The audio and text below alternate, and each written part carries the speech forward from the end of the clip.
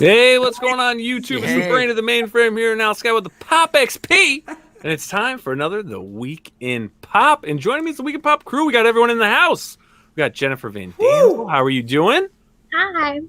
Look at this, Sailor Mooning it. She's Sailor Mooning us right now. This is perfect. She's got the hair done ready. It's great, great, great. We've got Mr. Adam Lawson. This man is a Swiss Army knife of a creator. What can't he do?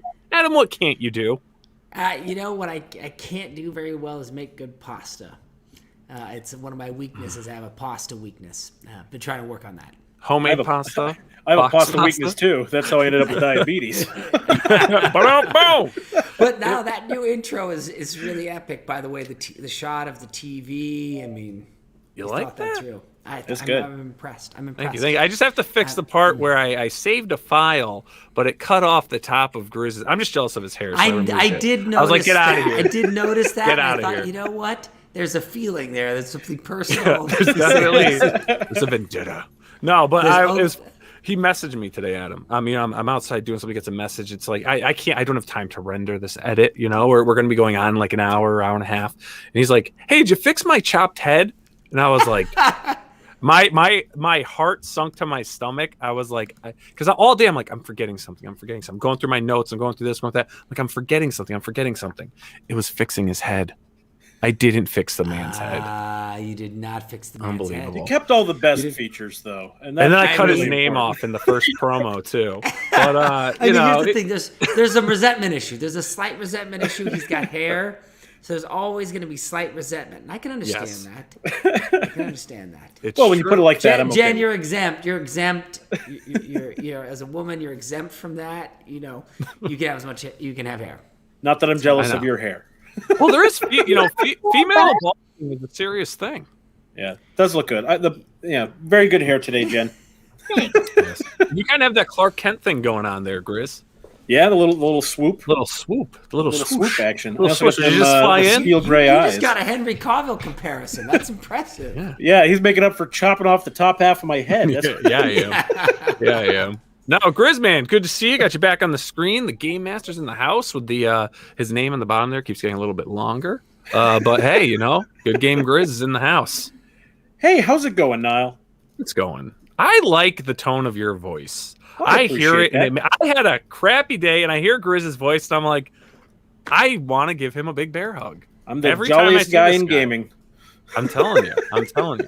But, there's one thing I look forward to every Thursday, and that's finding out what's in Jen's sack.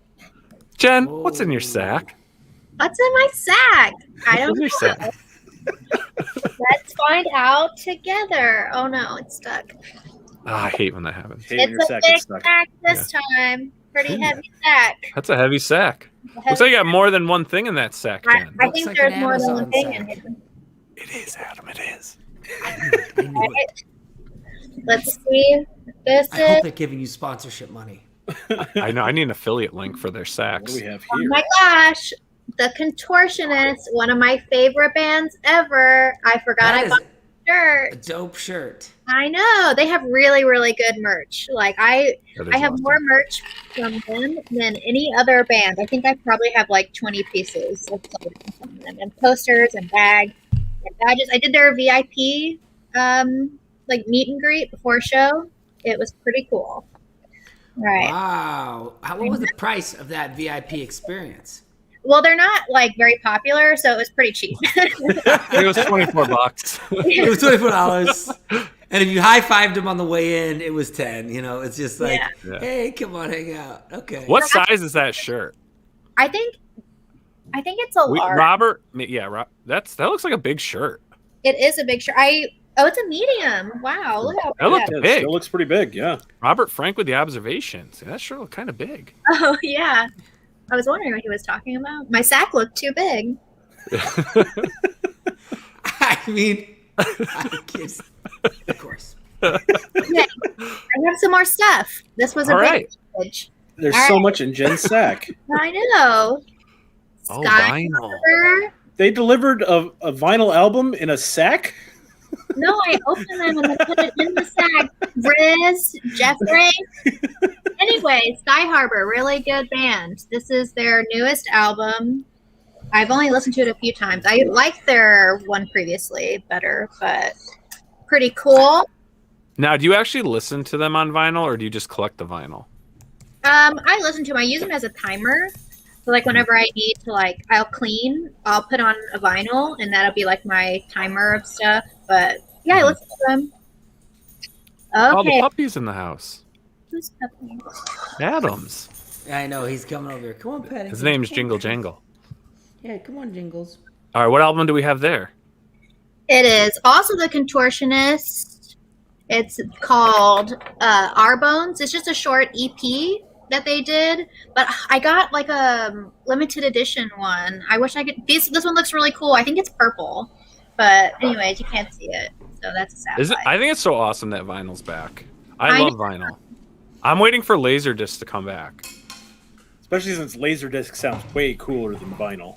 Seriously. Yeah. Laserdisc. Hey, nice vinyl. By the way, did you see my Laserdisc?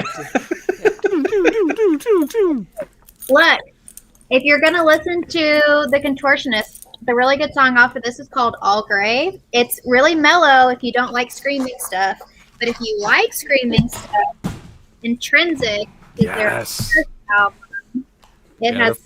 This one's also a limited edition. I got a cool color for it, but yeah. So The Contortionist, band of the night. The Contortionists, they're awesome. You should listen to them.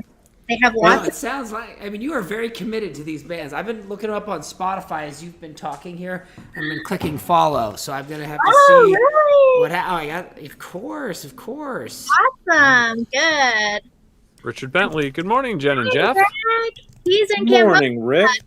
He's awake at 8:41 in the morning to watch our show. Awesome. Thank you, Richard. And we got Dave Clark. Hey, Jen and everyone. What's going on, Dave? How we doing? Jeff says, morning, Rick. Make sure the vinyls don't puncture the sack. I know. Good rule of thumb. That's a fancy sack. So was that everything that was in your sack? Yes, 3 vinyls and a shirt. That was my Nice. sack for the day. So how many vinyls do you have in your collection of vinyls? I don't know. I've only been collecting now for maybe like a year, and most of the stuff that I really, really want, you know, are not available because they were made like 14 years ago. So it's all getting to the point to where like I actually am going to have to start spending money to collect the really old stuff. Gotcha. Well, we'll keep collecting it. It's good stuff. I'll buy everything, so it's fine. I have a spending problem. I like gifts if you're ever bored. I think Adam does, and so does Jeff. I actually dislike gifts intensely. You know, when people send me gifts, it's usually the end of our friendship. It's like, ooh, the gift. What? Okay, we can't. No. We got to dive in on this this. conversation's going to go for like 25 minutes, so we're going to have to get into our first topic because you let's just move. We'll move past listener. the gifts. Go past I hope you don't gifts. like edible arrangements because that's coming tomorrow. You suck with gun. That's ridiculous. My love language is buying people gifts, so we would not be friends. Well, you would break up with me.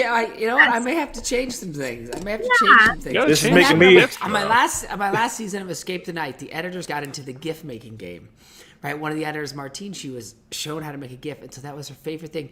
So the amount of gifts happening all day long for the 3 months of post just terminated just weakened my desire to see gifts anymore.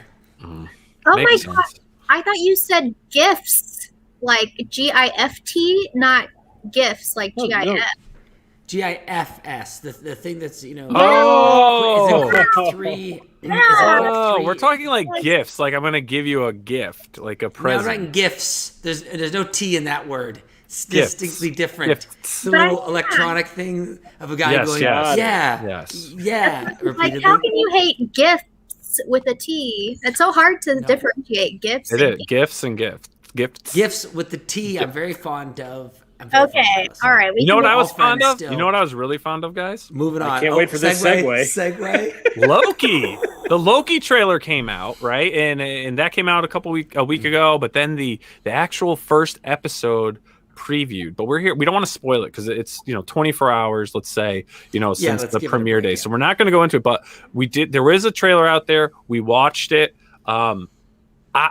I'm really pumped for Loki. I've always liked Loki as a character. I like the mischievous sarcasm of him. But then there's always that tender side to Loki. You know, Loki's got a little lovey in him. But I wonder if we'll see it in this series. Of course. I wonder too. I know. Here's the thing. I honestly think that by far and above WandaVision, if you take WandaVision, then you have this, terrible experience with the Falcon and the Winter Soldier. Garbage. But Loki feels like that's what I'm the most excited for by miles. And he's the most interesting character. He is one of the most dynamic because you're right. He's the bad guy with this unusual form of heart. Now, and their plotline is kind of interesting. This Time Stoppers sort of cult or group, and that he's going back and he's like this variant, and they're taking him back in time. It seems like it has a nice setting for there to be kind of wheels within wheels of treachery. It seems really uniquely set up, and it hopes like it's probably going to be significantly cooler than that really terrible group known as Sword. Yeah. Sword was rough. But so Loki, I think, has all the trappings, the cast, to be something really special. And then just also the visual of his world that has that mix of like fantasy and magic. And so when you look at that trailer, it looks, there it is. Okay, that's what I need to know. So Loki really is, I think that's working for me. The others, I could never rewatch. This one I'm hoping to dive into with joy. Yeah, one thing, let me go through. I have a lot of notes here. I have a whole book on notes from the trailer that I did. Whole book on notes. Please, let's pull up the shots. And the most important thing I noticed was Marvel really likes their agencies. Boy, do you notice that? They love their agencies. They love bureaucracy. There's one in every single series. Every single series has this agency that is like controlling everything in some way or trying to control everything. Yes. I just, but I don't know much about the TVA, so I don't know much about them either. I'm kind of looking forward to that in this series because all the other agencies we've dealt with, I knew a lot more about before going in. So this is the first time I kind of get to be surprised by what's going to come from this particular bureaucratic agency. And given what they're capable of, apparently, from the trailer, it's going to be pretty crazy. Yeah. Now, in every world, there's some that accept things and others that don't. And there's people, even with this vaccine, you got people that are getting vaccinated. You have anti-vaxxers. Do you know there's anti-trailer watchers? And I did know that. There is, there is, and the president of that organization is Miss JVD, who is the president of the Anti-Trailer Watchers Association, which Marvel will be adapting in their next miniseries. In fact, what are your thoughts? That's the new agency. That's the new cult. It's going to be big. Yeah, you're that Jen. You're a cult leader. Yeah, ATW, Anti-Trailer Watchers. So, what is your thought on this series? Did you watch the trailer, Miss JVD? I watched the trailer because we had to do it for the show. I watched it like 5 minutes before the show started. I love Tom Hiddleston as Loki. I think he's definitely a great cast. He's very charming. He fits the personality really well. I don't get excited about things because I just assume they're going to disappoint me. So I have no opinion on the trailer other than it looks cool, visually. Would you watch it though? From seeing that trailer, would you then say maybe after the show, if you don't have anything to do, would you be like, you know what, I'm going to watch the first episode? Well, I haven't even seen Endgame, so I should probably start there. Okay. But sure, I would watch it. Nothing wrong with that. There's nothing wrong with that. You need to come clean on those type of things early on in a relationship. You know what I mean? You don't wait until after they've popped the question to then slightly bring up, actually, I haven't watched Endgame. It's kind of like, I forgot I have $180,000 in debt. Exactly. One of those late to the relationship conversations. Yeah. I don't know. With her spending, talking about her spending, that might be a true story, Adam. That might be a true story as well. She might not mention the Endgame and as well as that $180,000 debt. Because she's too focused on the spending. But if you get bored, you should watch. Endgame was good. It's good. But I will admit, though, the concern that you're having there now is the fact that these have all a very similar formula. It's heroes and there's an agency. And this agency is the epitome of the abstraction. So they're like the safest enemy in the world because they don't exist. They have nothing special about them. They have fancy uniforms. They can be cast, and they have no real world. It's not like, you're dealing with the Taliban, which has real people and real stakes. They're the fakest of the fake villains, right? Yeah. And they're kind of like an amusement park ride. And I think in some ways, that's probably how they're being built as well, too, that someday they're going to live in a theme park, right? And so you need big costumes and you need... fantastical elements. You need fantastical elements, right? If your enemy is something as a real world threat, it's not so fun in a theme park. And I agree with you that is its concern. I agree with you. Between these three series, they're mechanically quite similar.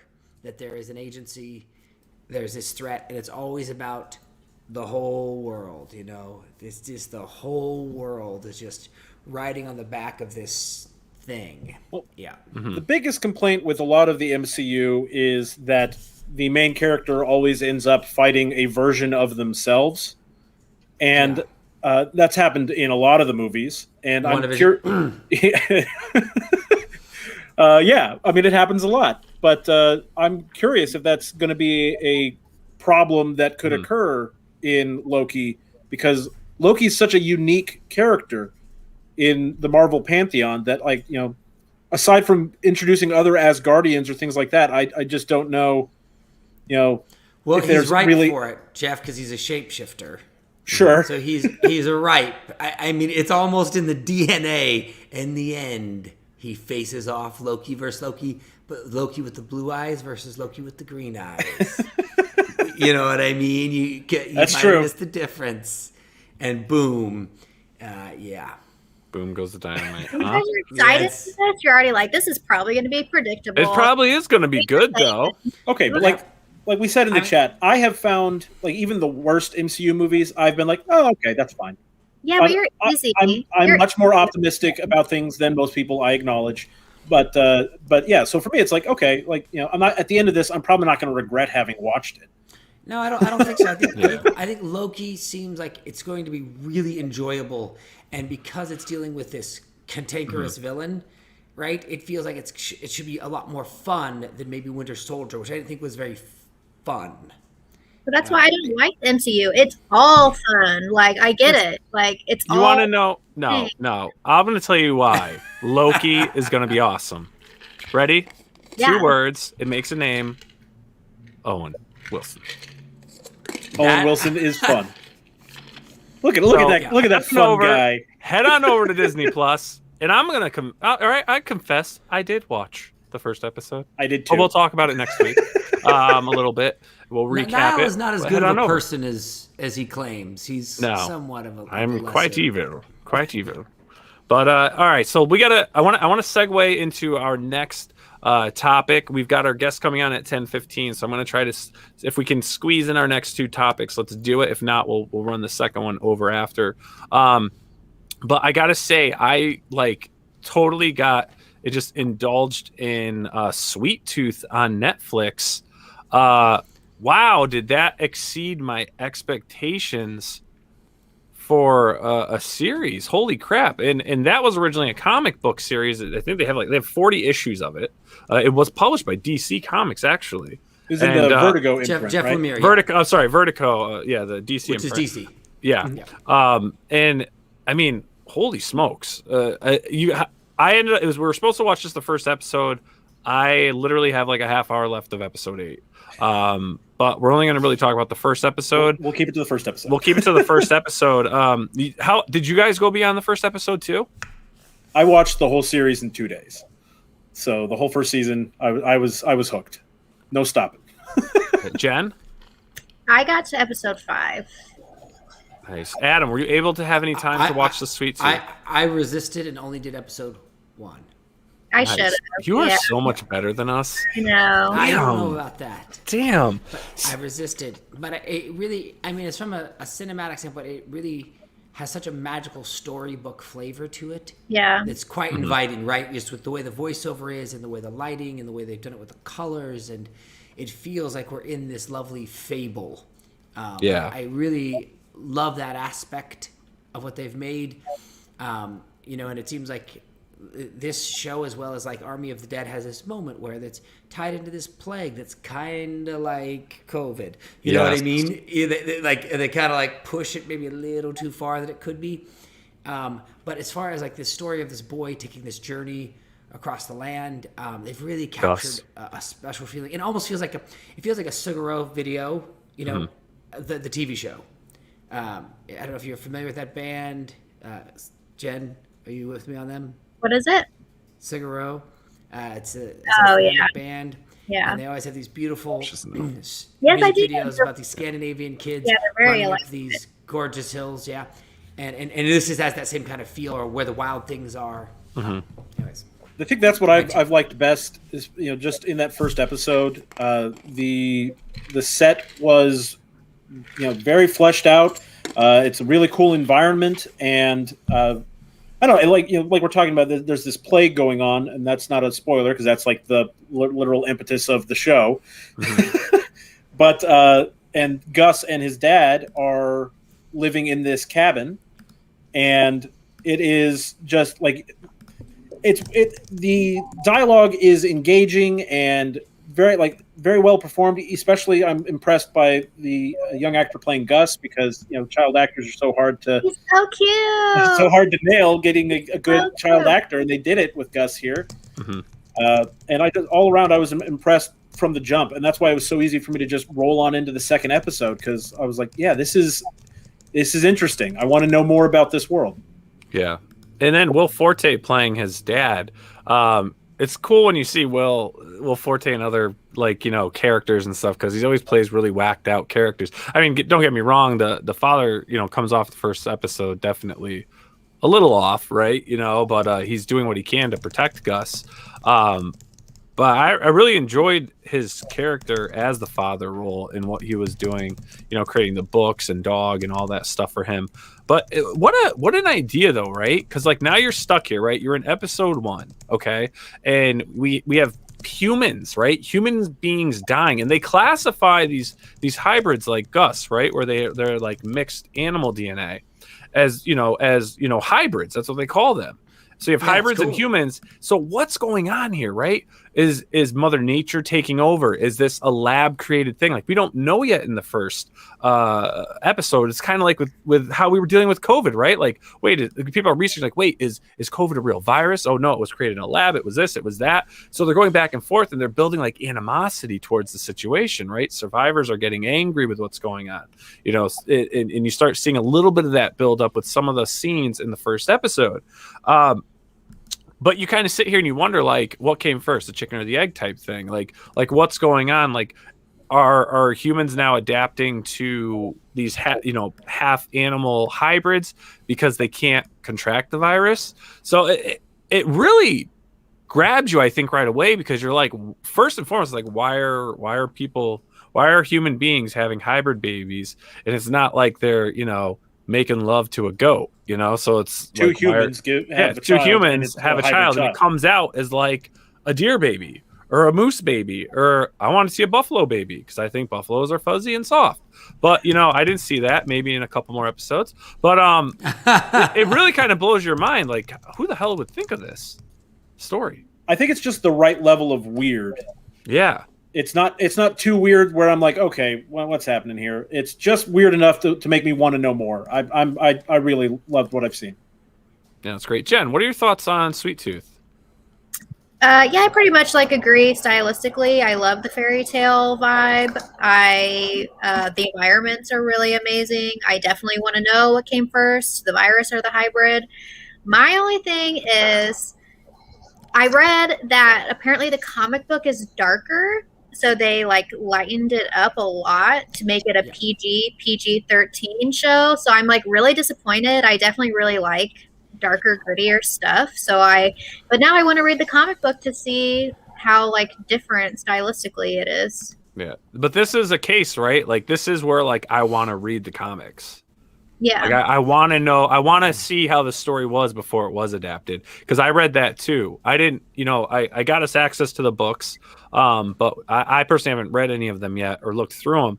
But I did read some reviews on the books, and they say it is a darker. It's a darker journey than what's been adapted for Netflix. Yeah, so I'm curious to read it because I think I'll like that better.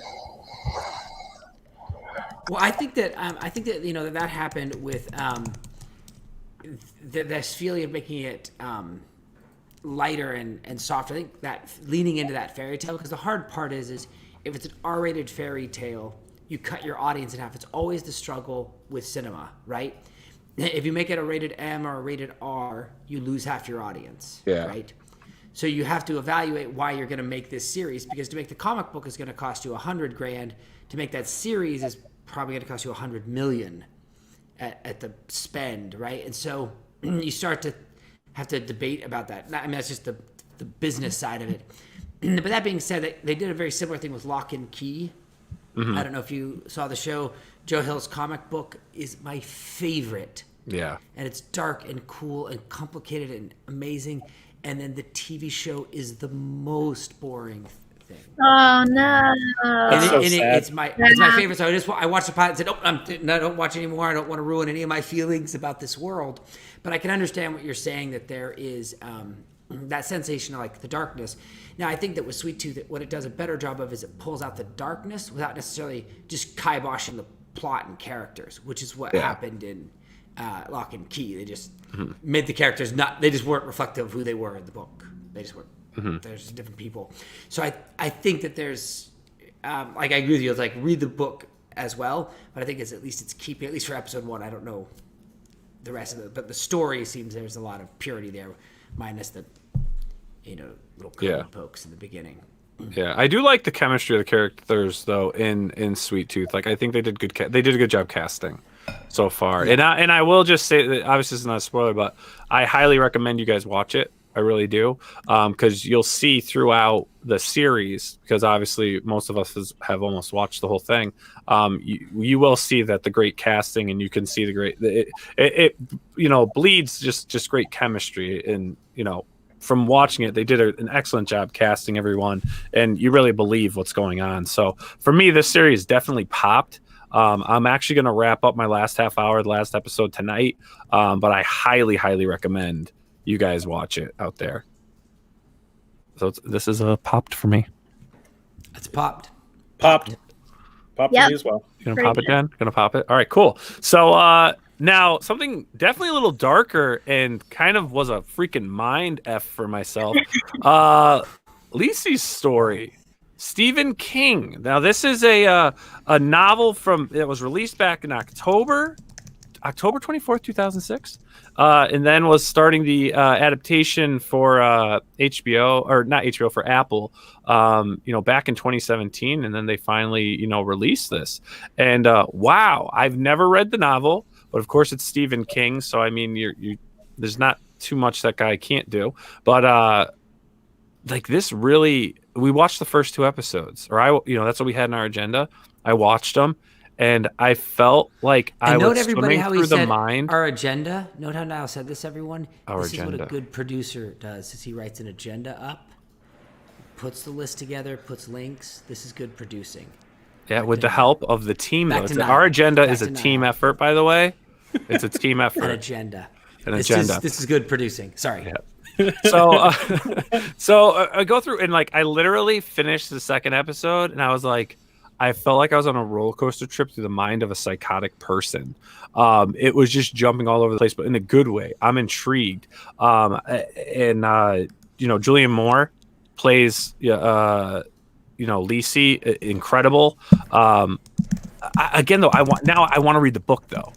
I want to read the book. It's just a complete, utter, and I don't want to spoil it for people with too much information, but I don't know what's going on. Jen, what is going on in Lisey's? Are we dealing with a demon? What is going on in this story so far in the series? I definitely watched the first episode, and at the end of it, I was like, I have no idea what's going on. This is really weird. But I love Stephen King. I have read more of his books than any other author ever. I'm a huge fan. I have not read Lisey's story. I'm going to read it now because it's his favorite book he's ever written. He actually wrote every single episode of the show. He did. All 8 episodes he wrote. Yeah, so I if he says that this is a great adaptation of his book, which is his favorite book, I am definitely going to finish watching it, and I'm definitely going to read it. I really liked the other J.J. Abrams crossovers, 11/22/63 and Castle Rock. So even though it is really weird, I'm super curious, and I'm definitely going to finish it. Yeah, and I have to say that the character Jim Dooley, played by Dane DeHaan, I think is how you pronounce Dane last name? DeHaan. Dame DeHaan. Okay, I'm stupid, but that's what a good producer does. He mispronounces names. It's in the agenda. His character like freaks me out. Absolutely freaks me out. Like, bravo to this dude, because the disconnect of the world and like what he thinks you can literally see on his face, and it's so believable how psycho stalker, like literally living in his own world in his mind. Just the guy should win an award for that. He's so creepy. Incredible, so creepy. That's the creepiest part of the series so far. And he's creepy, like to the point that he's also like forcing his worldview onto everyone he talks to, and you can tell like from the way they react to him, it's like, you know, if I don't agree with this guy, he's gonna snap, and and you know, so you're on edge in every scene that he's in. He's fantastic. And then, of course, the Stephen King line, and I should have wrote it down. I'm probably gonna, but like he like calls her up, right, and is like threatening for, you know. So basically, like Lisey's being basically bothered because schools, universities, especially this one professor Dashmiel, you know, wants some work because they think he has something unpublished and they want to get it out there because he's this great writer. And so he meets this kid in the bar who's Jim Dooley, right? And basically says, I can do this, blah, blah, blah. And he calls Lisey up and says something like, you know, if you don't get me, I'm going to hurt you in places you wouldn't let a boy touch you at a junior high, like a junior school dance or something. Just like incredibly creepy saying, and I was like, oh my god, that's horrible, but I love it. So I text my wife that. Glad you brought that up. I'm glad you brought that up. Thank you. Thank you. Did you get a chance to watch that? Was in the story, agenda. Adam? That was in the agenda. I remember. That was in the agenda. Did you get a chance to watch Lisey's story, or have you read it, Adam? Unfortunately, that's not. That's the one thing I didn't hit. I've read a ton of Stephen King. I love him so much, and I'm glad they're doing a new Stand series. Can't wait for that. I did not read or see Lisey's story. So. Okay, well, I recommend you guys watch it. It's definitely it's mind. I'm getting like a mind. This isn't a kid show. It's like mind fucking me. I'm not gonna lie. You're still having issues about this. I am. Like, I feel like I need to rewatch everything to make sure I grasp what's going on. But I think I understand what's going on. I think I'm not into horror stuff in general. That's like the one genre that I tend to stay away from. But yeah. I fully intend to continue watching Lisey's story because it's definitely more psychological so far, anyways, than like outright horror, like in It or something like that. So if you're not a horror fan, you may want to give this a shot, anyways, because it is super interesting. And I definitely don't know what's happening yet. There's no way I could possibly know what's happening. but I feel like they still did a good job. Like, you watched the first episode, and I was like, I have no idea what's going on. But by the second episode, I was like, okay, I understand a little bit of what's going on. So maybe just as long as it goes on, it'll kind of keep revealing itself. Well, yeah, and the way the show's set up is the main character, Julianne Moore, is getting information at the same pace that we are getting information. So, we're exactly as lost as the main character is, which makes being lost immersive. So I really love it so far. Well, one thing I did notice is that once you pick up on it, you start seeing it. There's a parallel narrative to this story, and they're building it up, and especially in the second episode. And I think what we're going to see moving forward is that real world and then dream world. Like, there's two stories we're watching, and they're running parallel, but they're going to intertwine. And that's what I'm really interested to see is what's the present day stuff mixing with the flashbacks, but it's like flashbacks, but it's almost like the flashbacks are real. Does that make sense to you guys? I mean, yes and no. Because there's two separate storylines. There's two storylines, right? Because isn't the flashback is when her husband was alive? Isn't that the gist of it? Well, yeah, but husband was alive, but there's also like this other world that they've showed some glimpses of, and I don't know if they're dreams or, I mean, it's Stephen King, or is it dreams, or are they connected to a parallel world that has its own parallel story to it, and the two worlds the two stories are actually running together. I think that it's a parallel world situation, and then but again, this it's not 100% clear yet, which is part of what makes it so fascinating, is because there are times where you're led to believe like this is a real thing that happened, and then there's other times that you're like, well, that the person who's encountering this thing, we're led to believe that they're crazy. So can we believe that this stuff is real? Yeah, it's cool. Definitely so gonna be worth watching the rest of it. Check it out. I would watch it. It's definitely intriguing first 2 episodes so far. So if you love Stephen King and you like the adaptations, you love the books, check out Lisey's story. It's on Apple's streaming service. And I don't know if you can get it anywhere else. But while we have a little time left, so one thing I did kind of want to just jump real quick. Did you guys see anyone here a fan of He-Man?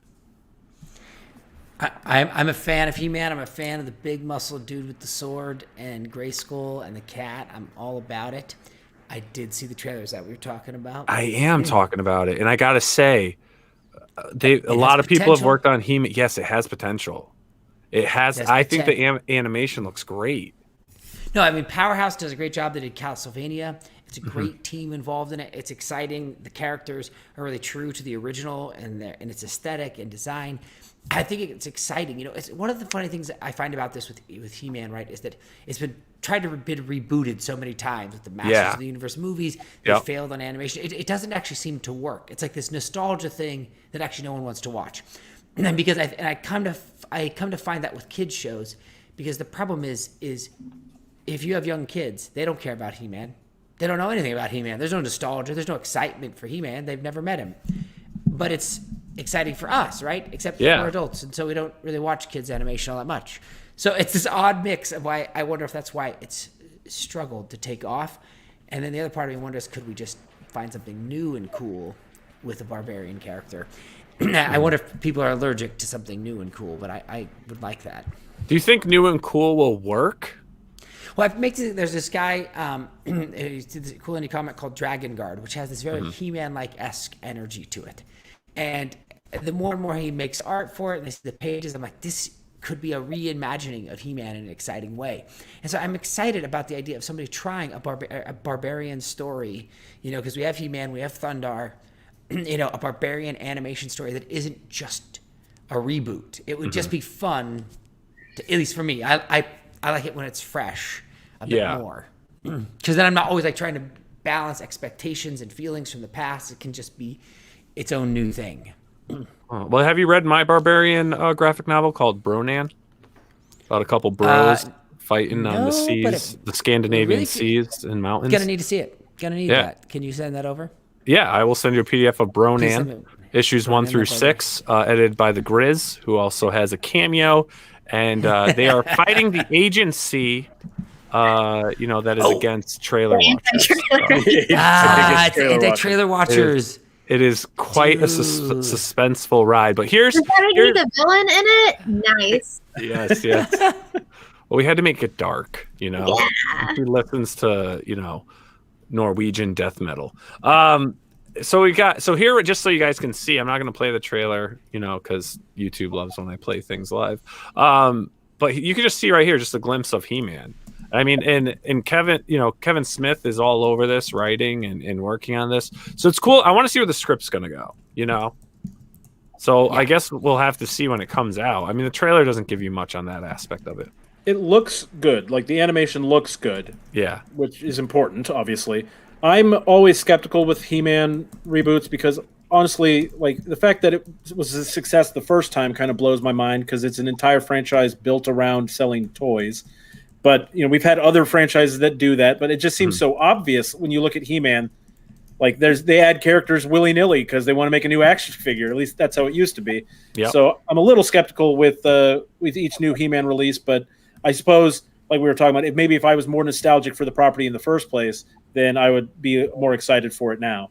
Well, I think Kevin Smith and his team's going to give them depth, and I feel like that's what He-Man's been missing is like depth, because it's like we need to make a new character, and it's like we need a new action figure, so they would just pretty much pull out whatever came out of their ass and created this weird character that doesn't like really go through it, through what's going on. But I think from the trailer I saw, and TJ says it really well right here. The He-Man trailer shows what the property is capable of being, and that's what it's capable of being something good.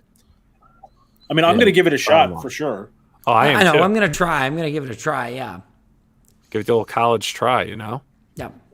But so we'll watch it now. Jen, have you ever watched He-Man? No, the only thing I know about He-Man is because people cosplay from it. So I know Battle Cat and Grayskull and He-Man, and it's all cheesy. Like, it always seems like the memes of him, that song, and then the rainbow or whatever. Yeah. All I know about He-Man. Did I see correctly that Skeletor is being voiced by Mark Hamill? Yes. How cool is that? I'll give that a thumb here. It could be cool. I kind of wish it was Troy Baker, but I'll take Mark Hamill. I'll take Mark Hamill. Why not? I'm excited for it. I love Mark Hamill. Great guy, great friend of the show. No, he doesn't know who I am. He doesn't know who I am. Let's ask our guest tonight. Let's see. He grew up in that time. He might have been a He-Man baby. Who knows? So everyone, we got a great guest tonight. We're going to be hanging out with a great friend of mine, great friend of the show. He is the head of the Kubert School in Dover, New Jersey. And that, I'm telling you, if you want to be a comic book artist, you want graphic design, anything, but I mean, they are known for their teachings. This man is the Xavier. He's the true Xavier, bringing the new mutants to the world. Everyone, please welcome Anthony Marquez to the show.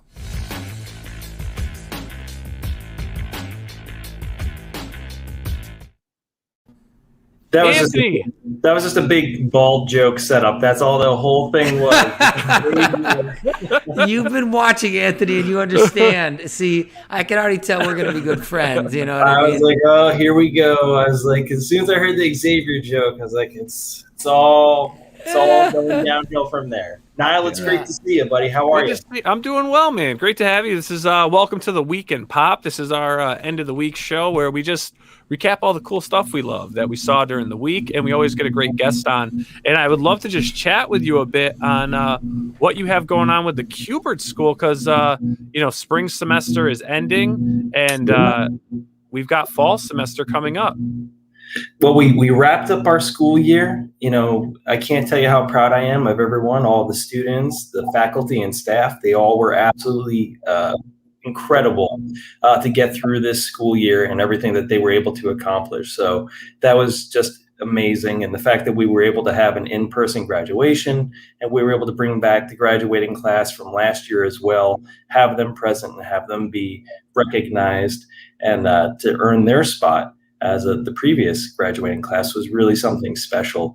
We had Dan DiDio come out, and he was a great guest speaker, really uplifting, gave a great speech, and you could just really feel the energy. It's always great to be with students and to have that energy kind of pass over to you, because it just reminds you. It's very easy to kind of forget why you really enjoy these things, but to be around folks that are really looking to get into this industry and have that joy and desire to succeed, it's contagious, and it just pushes you even further. So it's really great. And now we're building towards next year, and it's really moving quick. So the summertime, for a lot of people, think it's quiet time, but it's not. That's when it gets really crazy at the school. Yeah. Now, how is the online school going? That's fantastic. So due to COVID, we had to launch. We learned very quickly how to full-time online. So what we did was, once we saw that we had a really good understanding of how to do it, we said, you know what, why don't we offer online studies courses to the general public? It's something that was always requested whenever we go to conventions. And so we offered it out, and that's been fantastic. The response to those courses is always huge. And what we do is we offer either 1 to 2 per season. We break it down seasonally. So right now we're gearing up to have our summer launch in July. So that should be announced pretty soon as far as the date goes. And then we also have a lot of other really cool things that we're gearing up for the summer.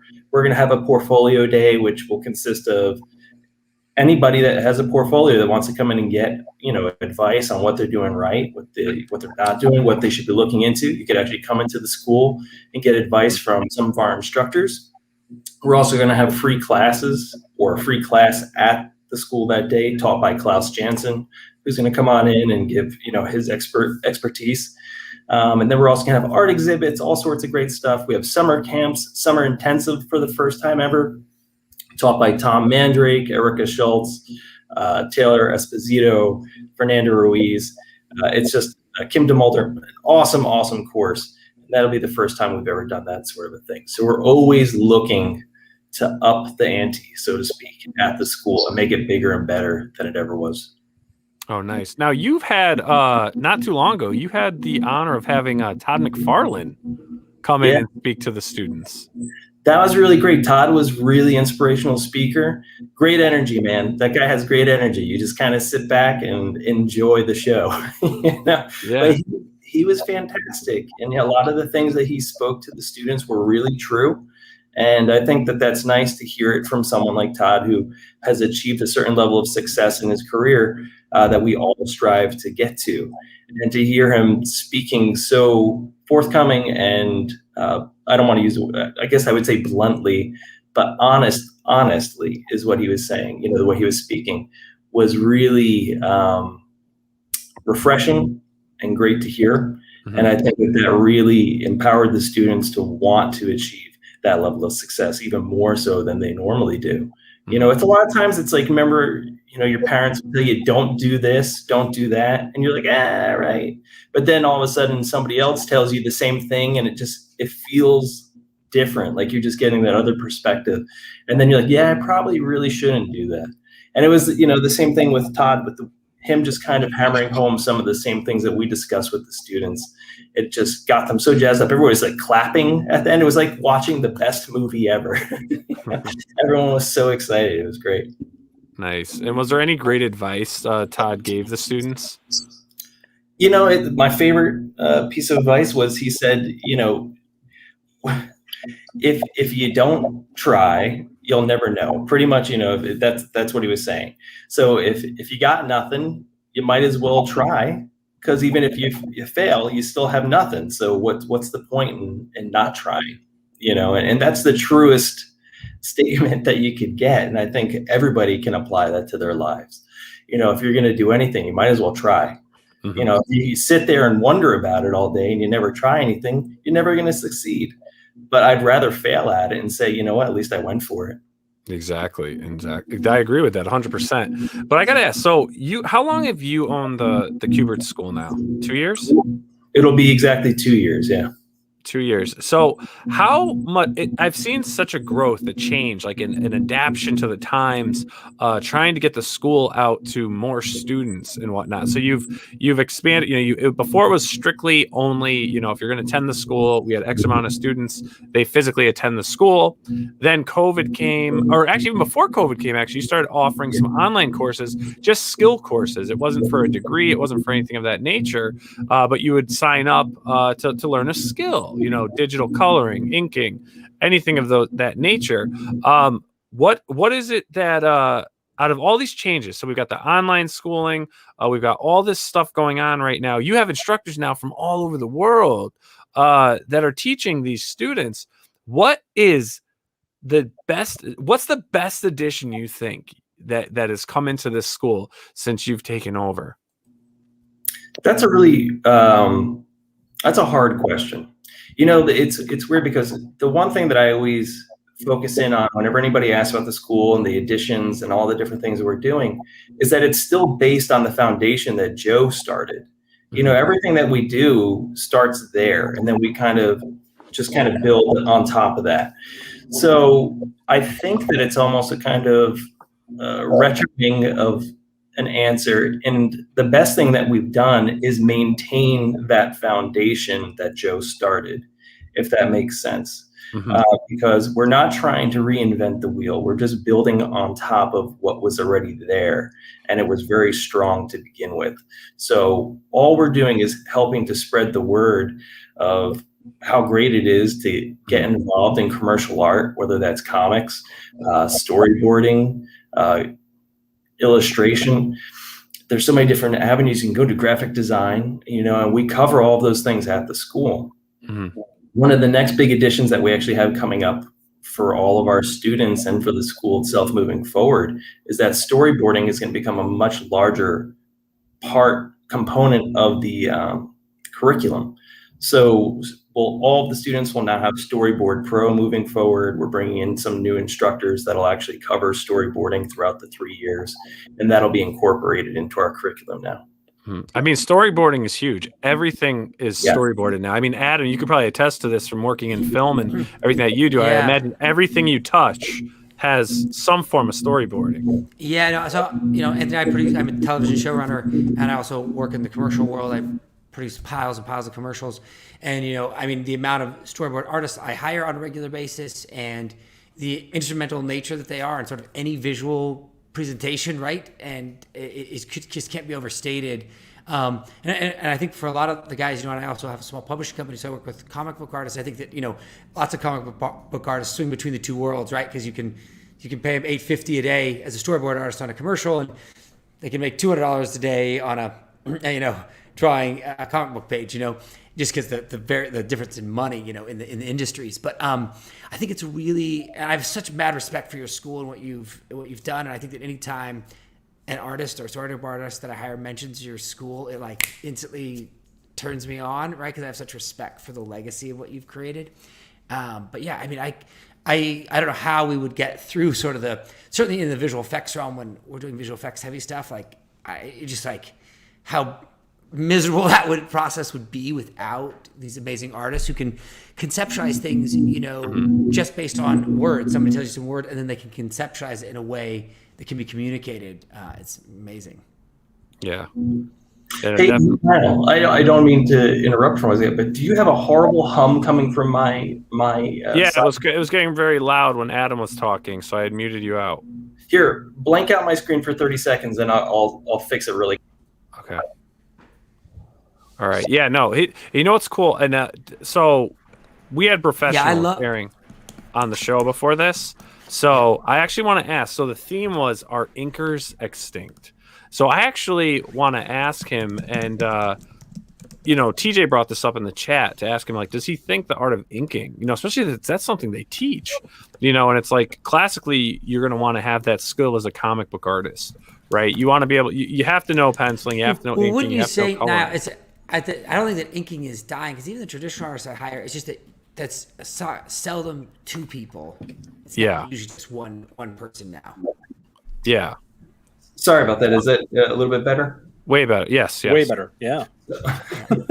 I heard what you were talking about, and Adam, I just kind of want to piggyback off of what you were saying just before that with the storyboarding and everything like that. And I apologize for the weird hum, but my office or my studio at home is like right next to the air conditioning compressor that's outside the house. It's really quiet in here, but whenever I've done interviews lately, they're like, we hear this humming that's going on. So I had to run into the other room and just adjust the thermostat, and everybody's gonna sweat now inside the house. But the crazy part, the thing is animation wise, animation is its own beast. It's its own. Yeah. But the school is so specialized in storytelling, and we do such a great job at that. And the storytelling is what's key to everything. So whether you're doing storyboarding, whether you're drawing comic books, if you can't tell a story with the art, you failed, in my opinion. And so by incorporating storyboarding and bringing it on board here at the school, I just think it's the most natural of moves that we can make. And now with things like Amazon and Apple and Netflix and every other thing that's out there right now, in addition to all the regular networks, and then all of their streaming that's going on, there's never been a greater demand than there is right now for content at all of these different platforms. Mm-hmm. So they're all looking for new artists. They need people that can get out there and create. And so that's why I want to give our students the best opportunities possible to get out there and get work. So that's why anything that we bring into the school, we want to make sure that it's something that's viable for them to find a career in. So that's the point of that. And then I overheard you guys talking a little bit about inking, and I'll let you guys kind of continue in on that. Yeah, well, it looks like Jeff, I think, has a question maybe along the lines of actually, I had a question regarding the school, and maybe this is a dumb question. How talented are your students usually before getting to the school? Like, are they all gifted artists coming in, or or could you teach them more on like me how to be an artist, how to be an inker? You have to have a really strong desire to want to do this. And I wouldn't recommend that like just anybody show up like if on day one being like, oh, well, I think that drawing comics is a great idea, or I want to be an illustrator, or, it's like you have to have a real love for what this is. It's really serious. I take it very seriously. Comics aren't a joke to me. I love this. Yeah. And I think that if you're going to do anything and you want to do it well, you have to really appreciate it for what it is, and you have to love it. Like, I had a great talk. This is another really great thing. Nile, I know you're going to love this when I tell you. Nile and I have, Nile knows all of the craziness that I've gone through and whatnot, so this is great. But we're actually working with Pixar now at the school, and Pixar is actually going to, as long as everything works out, it's looking like they'll actually come out next fall and do some teaching at the school, which would be really great. So we're really excited to offer that to our students. But it's just the conversation that we had today between us was really that, if you do this, you have to really love it. An artist is always going to have some sort of a sketch pad. He didn't just start today. He's been doing this, or she's been doing this, or whoever it is has been doing this for as long as they could, But we have students that come in at all different levels. We have students that we see that there's an ability and that we can kind of mold them and get them to that next point. But there's also students that come in that are really, really good. And sometimes we even say to them, you really could just start getting work now. What is the benefit for you? So we try to really be honest with whoever comes in and applies to the school. And we can guarantee that anybody that comes to school, we're really going to do our best to ensure that you're getting the best education possible. And so it's not a one size fits all curriculum. Things are tailored to help the students succeed. Well, then all of our classes are also smaller too. We don't overload our classes. So you're always having an instructor in there that's actually able to give you one-on-one time.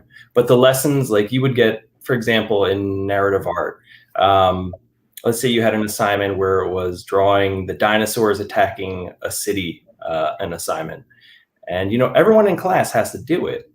But the curriculum is built up to start from year one to all the way through year 3 to kind of bring in new information to build you up as an artist as you go forward. So you'll have a good understanding of how to do that sort of a layout and why you're doing the things you're doing. So even for the artists in the class that might not be as strong as somebody else in the class, their understanding of how to do the things and why they're doing them is there. And that also can lead to artists going on to work in different fields, like being even an editor. I think that more editors should have a strong understanding of narrative art, because it's a visual art form, Yeah. So to ensure that the storytelling is there and that the books look as good as they possibly can, you should have a strong understanding of that. Yeah. What I love that you're doing is that you do have the skill courses. Like anyone can go, it's first come, first serve. You sign up, X amount of dollars, X amount of classes for that class. But what's cool about that is like, if I kind of piggyback on what Jeff was saying, right? The Grisman right here. He, the best Grisman. He, say he is like, kind of like, I really want to learn how to start drawing. He could take a couple skill courses and then be like, you know what? I actually want to enroll in your full-time, degree program, let's call it, right? The actual course, which I think everyone needs to understand. It's a lot of drawing.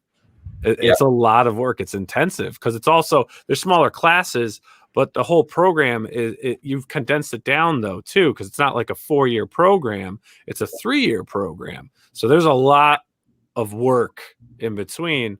Plus you're kind of like working almost like industry hours with these classes, it seems, if you have deadlines, you may be up till 3 a.m, these kids or even adults working on this stuff, they may be up at 3 a.m. finishing a project or doing it's like it's almost like they're getting a deadline, like they're getting work. So they're getting the skill by learning from the pros, which they'll only enhance with time as they keep drawing. But they're also kind of learning like what hours you could be working or how long that piece may take. Or, if you have to have 4 pages done, in a day and a half, because that's the deadline, an assignment, maybe I might not go that far, but it's a rigorous assignment. I imagine that's one of the hardest things for a new artist to learn how to do is to work on a deadline, because when you draw for fun, you can work on it until you're satisfied. But when it's, job or school, you have to get that done in time. So yeah, definitely a lot of real world application to learn just from taking it as an actual course. I'm an instructor at the school as well. So I talk with the students, and I'm not a big proponent in pulling all-nighters. I don't feel that you do your best work. So I always try to tell them, like, if you got to work until about like 10 o'clock, try to cut it there.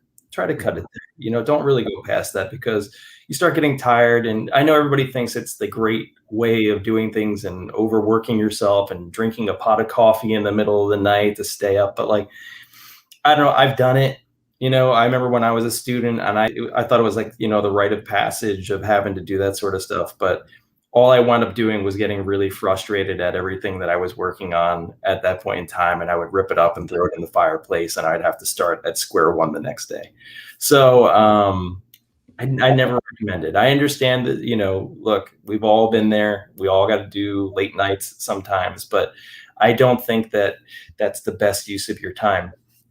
A great person at the school, Lloyd Briggery, came up with something. He was telling me about the one. He's like, Anthony, if you break it down into, just hours in a day, if you sleep 8 hours, you got 16 hours left, right? 8, 16, 24 hours in a day. Then let's say you go to work for another 8, you still got an additional 8 hours, so what are you doing with those other 8 hours? Some of them are going to be relaxing, but you could still find enough time within that to do some work. And if you schedule it out appropriately with all of your assignments, you could still get enough work done. It's not all just doing page after page after page. There's also figure drawing, there's digital color, there's traditional color. There's different things that aren't going to eat up that additional 8 hours that you have there. So it does force you to have to learn how to schedule, how to plan out your days. And I think that that's one of the most important lessons that you actually learn at the school, because being a professional is understanding how to work your schedule accordingly. When I was a student, and I'm sorry that I'm a blabbermouth, guys, but this is what happens when I stay up late. 10:30 is late for me. So now you had that cup of coffee. That's what happened. I was laying on the couch, and I was like, don't fall asleep. Don't fall asleep, Anthony. Stay awake. And but this is what happens. I get blabbery when I get a little tired. Yeah. Well, we won't keep you too much longer. But now, and that's good that you mentioned that. So people and future students that could be watching this who are maybe looking to apply, maybe they're still in high school or what have an idea of what the structure is. So tell us, like, what? Yes, Jen. Yeah. Sorry. So I know your school is for art. It's like specifically like comic books, but I'm a photographer, and I have been working on a visual novel, and I've started storyboarding out my whole photo shoots. Do you think like any of your classes, like do you have like a skill class just for storyboarding? And do you think that would be useful to like people that aren't necessarily drawing? So storyboarding could be great for, I think, anytime that anybody can take a class, like a skill class. I love that term, by the way. I'm going to start using that a little bit more.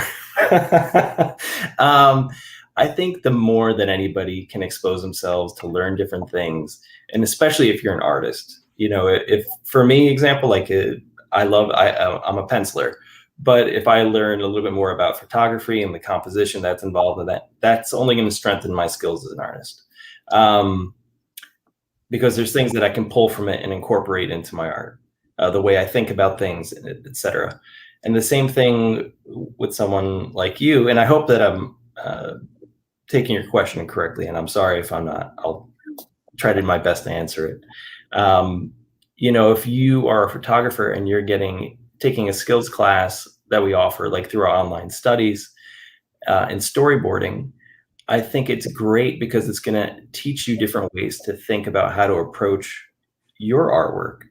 And I think that can only make you a better artist. Mm-hmm. Oh, that's great. Now, do you offer an online course for storyboarding, like a skill course? Yeah, so our online studies course, we also offer storyboarding, and that's taught by Abe Oddish, who is a director for Nickelodeon, Cartoon Network. He's done work on Teenage Mutant Ninja Turtles, Futurama, all sorts of really great stuff. And he's an overall awesome person. Mm-hmm. So if you're not familiar with Abe, look up Abe. I love him. He's also an alumnus of the school. So. Oh, very cool, man. Now, what have you been working on? Oh man, it just never stops. My son graduated kindergarten today. Hi, congratulations. Congratulations. So number one, I'm always working on being dad. That's a lot of fun. And then after that, we got the school, and then I'm also working on a personal project right now, which is a lot of fun. So it's called Super Robot Puncher. And that's going to be really, really fun. I'm really excited about that. The title alone, Anthony, you got me with Super Robot Puncher. I'm way in. Give me the Kickstarter or the Indiegogo link. I'll be back in that. So I've been doing tons of thumbnails. We're laying it out. It's written by Erica Schultz and myself, and that's something that I'm really excited about to do. So I'm pretty geared up for it. We wrapped up Green Hornet. It was a lot of fun as well.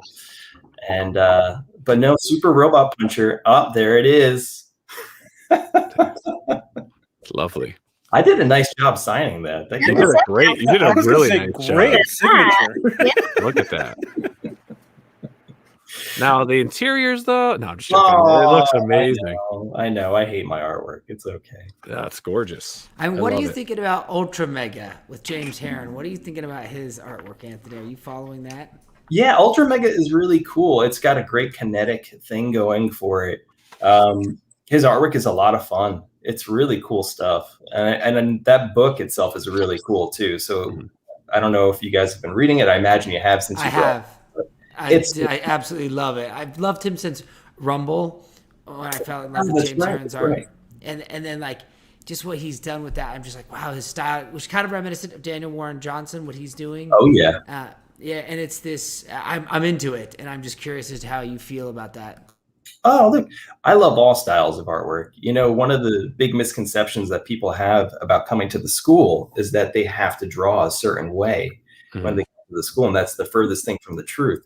I want you to embrace the style that you want to draw in. Draw, be you.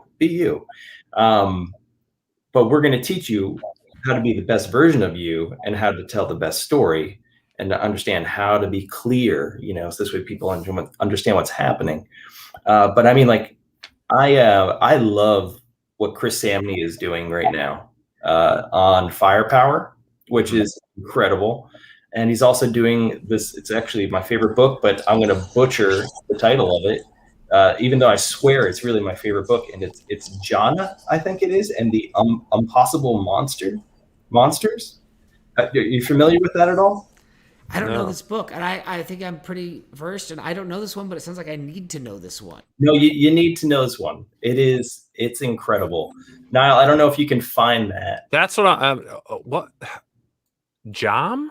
Jana, Jonna, and the Impossible Monsters, I believe it is. It's so good, and it's so just well done. It's great. That's my favorite book right now. Yeah, it looks rad. And do you offer a lettering class there, Anthony? Do you in your skills class? You do, okay. We also offer lettering for the online studies course. So that's actually a part of our full-time program as well. So if you're in the full-time program, you're going to learn everything. It covers everything.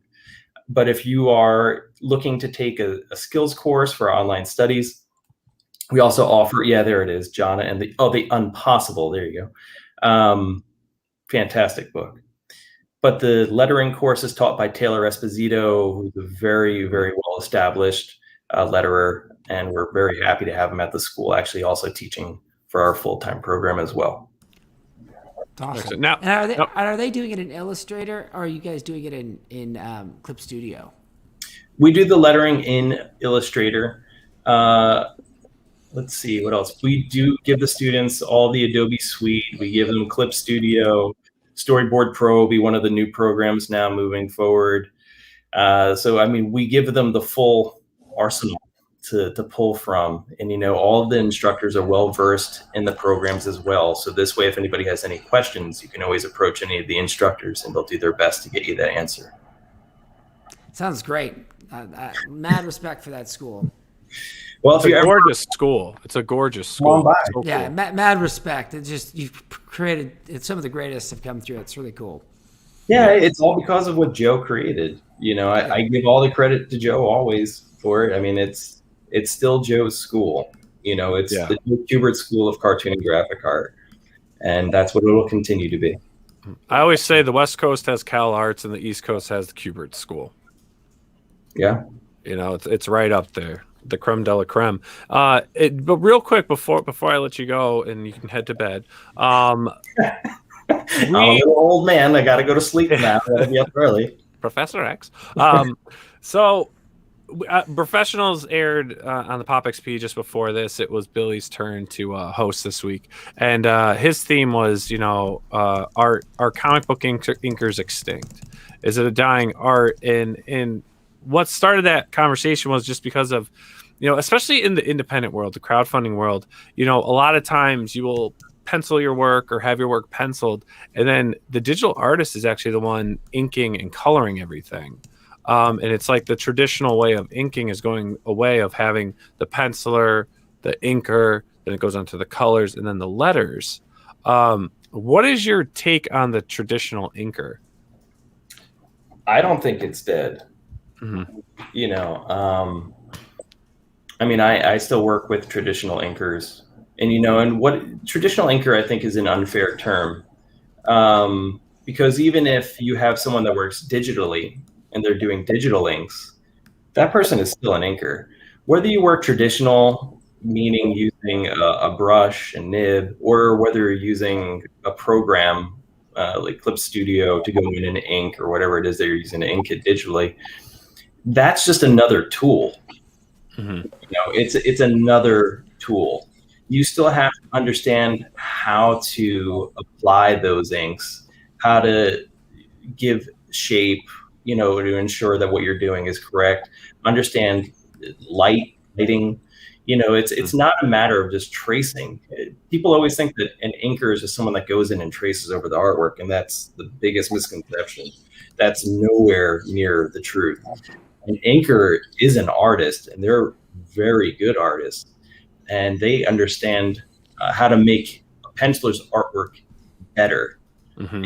You know, it's something like my mom always used to tell me, you know, son, when you marry somebody, you hope that they're going to bring out the best in you. You want them to bring out the best in you. And it's the same thing with an inker.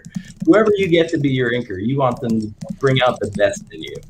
And so I don't think that an inker is going out anytime soon. I think that traditional, digital, it's just, you know, natural evolution of it all, and it'll continue to move forward. Yeah. So for the professionals out there, Anthony Marquez just schooled you. The inker is still relevant. So you guys all suck. No, I'm just joking. But yeah, no, I agree with that statement. It's just, it's a different form. There's other tools out there, you know, but it is, you know, especially for rough pencilers, right? And there's a lot of big names out there that are rough pencilers. Those inkers make their work look amazing. I mean, rough penciler, really tight, but like I'm an extremely tight penciler. I mean, you could go straight from my pencils and bring it right to color. I don't like the way that looks. You know, that's also a personal preference thing on my part. I love working with J-Bone. J-Bone is an incredible talent, wonderful inker.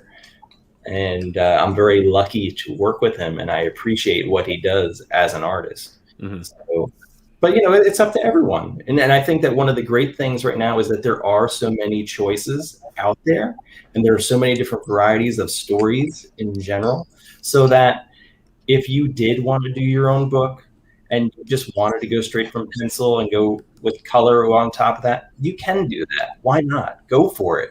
Yeah. But I don't think that they're going away. Yeah. All right. Excellent. Well, hey, man, I appreciate you taking the time chatting with us, talking to us a bit and updating us what's going on with the Q*bert School. If anyone's interested in signing up, enrolling, please, you can head on over to www.qbertschool.edu, where you can get all your further information. Also, your arts. There's an amazing art store there. You also have Dewey's Comic Shop there. So pretty much everything you need is in one building. It's absolutely incredible. I plan to go back out and reshoot our tour, as our stabilizer and our camera sucked. And I felt like vomiting when I was editing it because it was so shaky. It was horrible. So it was shaky cam found footage, man. Don't worry. That's a thing. I was editing it and I was like, I gotta stop. I've never filmed something and got motion sickness before. I was like, the Blair Witch Project. I'm like yelling at Frank. I'm like, what did you do? He's like, nothing. And then I was like, the stabilization's all screwed up. But we got a new camera, so we're ready. We're ready to roll. Please come back out. And then, like I said, just to hammer home a few quick dates, and I promise I'll leave, everyone. I promise I'll leave. July 17th, we're going to have the portfolio review day. Klaus Jansen will be there, other wonderful guests. We're going to have instructors from the school, art exhibits, everything like that going on. And then also on August 14th, we're going to have free comic book day at the school and at Dewey's. And we're going to have so many artists doing sketches for free. There'll be all of the free comic book day books that you could find.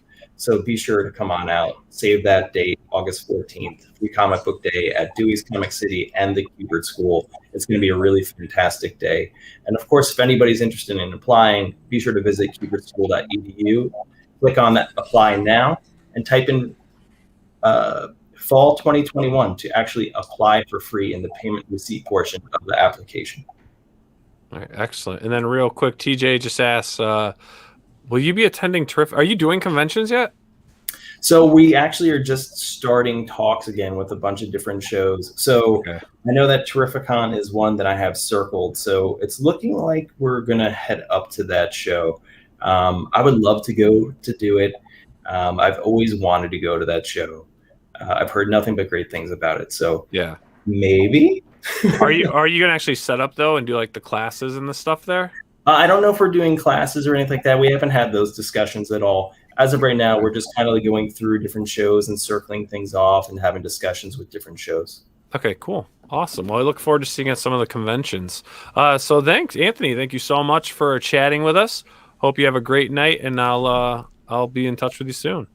No, this is great. Thank you all so much, guys. I really appreciate it. Thanks, Anthony. Appreciate it, man. Thanks, Anthony. Have a good night. Bye. Bye. Yeah, if you guys ever get the chance, you should definitely check out that school. You know what's really cool is he has in their conference room, they have the actual conference table from DC Comics in New York before they went to LA, and they also have the one and only Superman couch there that was at the DC Comics studio that was in New York, and they actually have the wall mural. So you go and you see this whole wall, and it's just all the DC characters, but everyone and anyone who's ever worked at DC has signed that mural, and that was all placed in there. And there's other small things and trinkets and things. It's absolutely amazing. It's so cool. So if you get a chance, you guys should, pop into that school. So we had our fourth and final thing to watch was a bit of anime. I'll give you a bit of a clue. There you go. No. Sailor Moon. No. Hair and all. Look at that. There we go. So let's talk some Sailor Moon. Jen is brutally honest all the time with everything, so I'm going to be brutally honest. I want my hour and a half back. I want my hour and a half back. When I was on the agenda, I was like, I am definitely making them watch Sailor Moon for sure. So I watched it. Okay. Don't have much to say on it. I can't stand their voices. I can't. It's like mice screeching at me for a piece of cheese. Niall, do you like anime in general? No, I'm not a huge anime fan. Well, okay, not a huge anime the voices will be an issue across the board. Yes. That was clear. Yeah. But there we have Sailor Moon, Eternal. No. Movie. It's Pretty Guardian, Sailor Moon, Eternal, the movie, part 1. We watched. Starring Will Ferrell. Interesting. All right, Sailor Moon. I mean, Sailor Moon, though, is a pop culture icon in anime. I mean, it's been around for such a long time. You see it everywhere, right? I mean, it has touched every form of product. Cosplayers look amazing in Sailor Moon. I like the way Sailor Moon looks. I'm not going to complain. The voices were horrible for my ears. I had a hard time understanding what I was watching and what was going on. I think there was a unicorn or something. I don't know. There's a lot of pink and pastels. Everything has like a glow. It was like everything was glowing. Grizz, where were you on this, bud, before we get to Jen? So, I'm an anime fan. I watch a ton of anime, but I missed Sailor Moon as a kid. So I'll preface this by saying I bet if I was nostalgic for the property, I would probably have liked this at all. But I didn't like it at all. And I'm Mr. Likes Everything. Mr. Likes Everything. The premise, the way this movie opens is just so batshit insane. Like there's a girl from the future who has a crush on her dad in the present. Apparently, that's pretty weird. Not on board with that stuff. And then she's got to go back to the future. But first, they're going to watch the solar eclipse. But then when the solar eclipse happens, a pirate ship sails down from the moon carrying a circus. And that's the plot. It's insane. And the whole time, like, and I'm like, what are they even saying? I wasn't trying to use any language for anyone out there watching, by the way. Just going for pitches. I get, like, attacked on that was Twitter. Pitches. Yeah, I'm just going for pitches. Jen, Sailor Moon. Were you a Sailor Moon fan? Explain yourself, Jen. What was this? Torture form. Why did we deserve this? So believe it or not, I did not grow up with Sailor Moon. I didn't start watching it until like a couple of years ago. I prefer the manga actually because you don't get all the really annoying voices and it's not as like, it's just like kidsy and it kind of never grew up. But aesthetically, like I'm obsessed. I don't really care about like the story or anything, but I love all the Sailor Scouts. I love how they have their different personalities to go and they have like their own poses.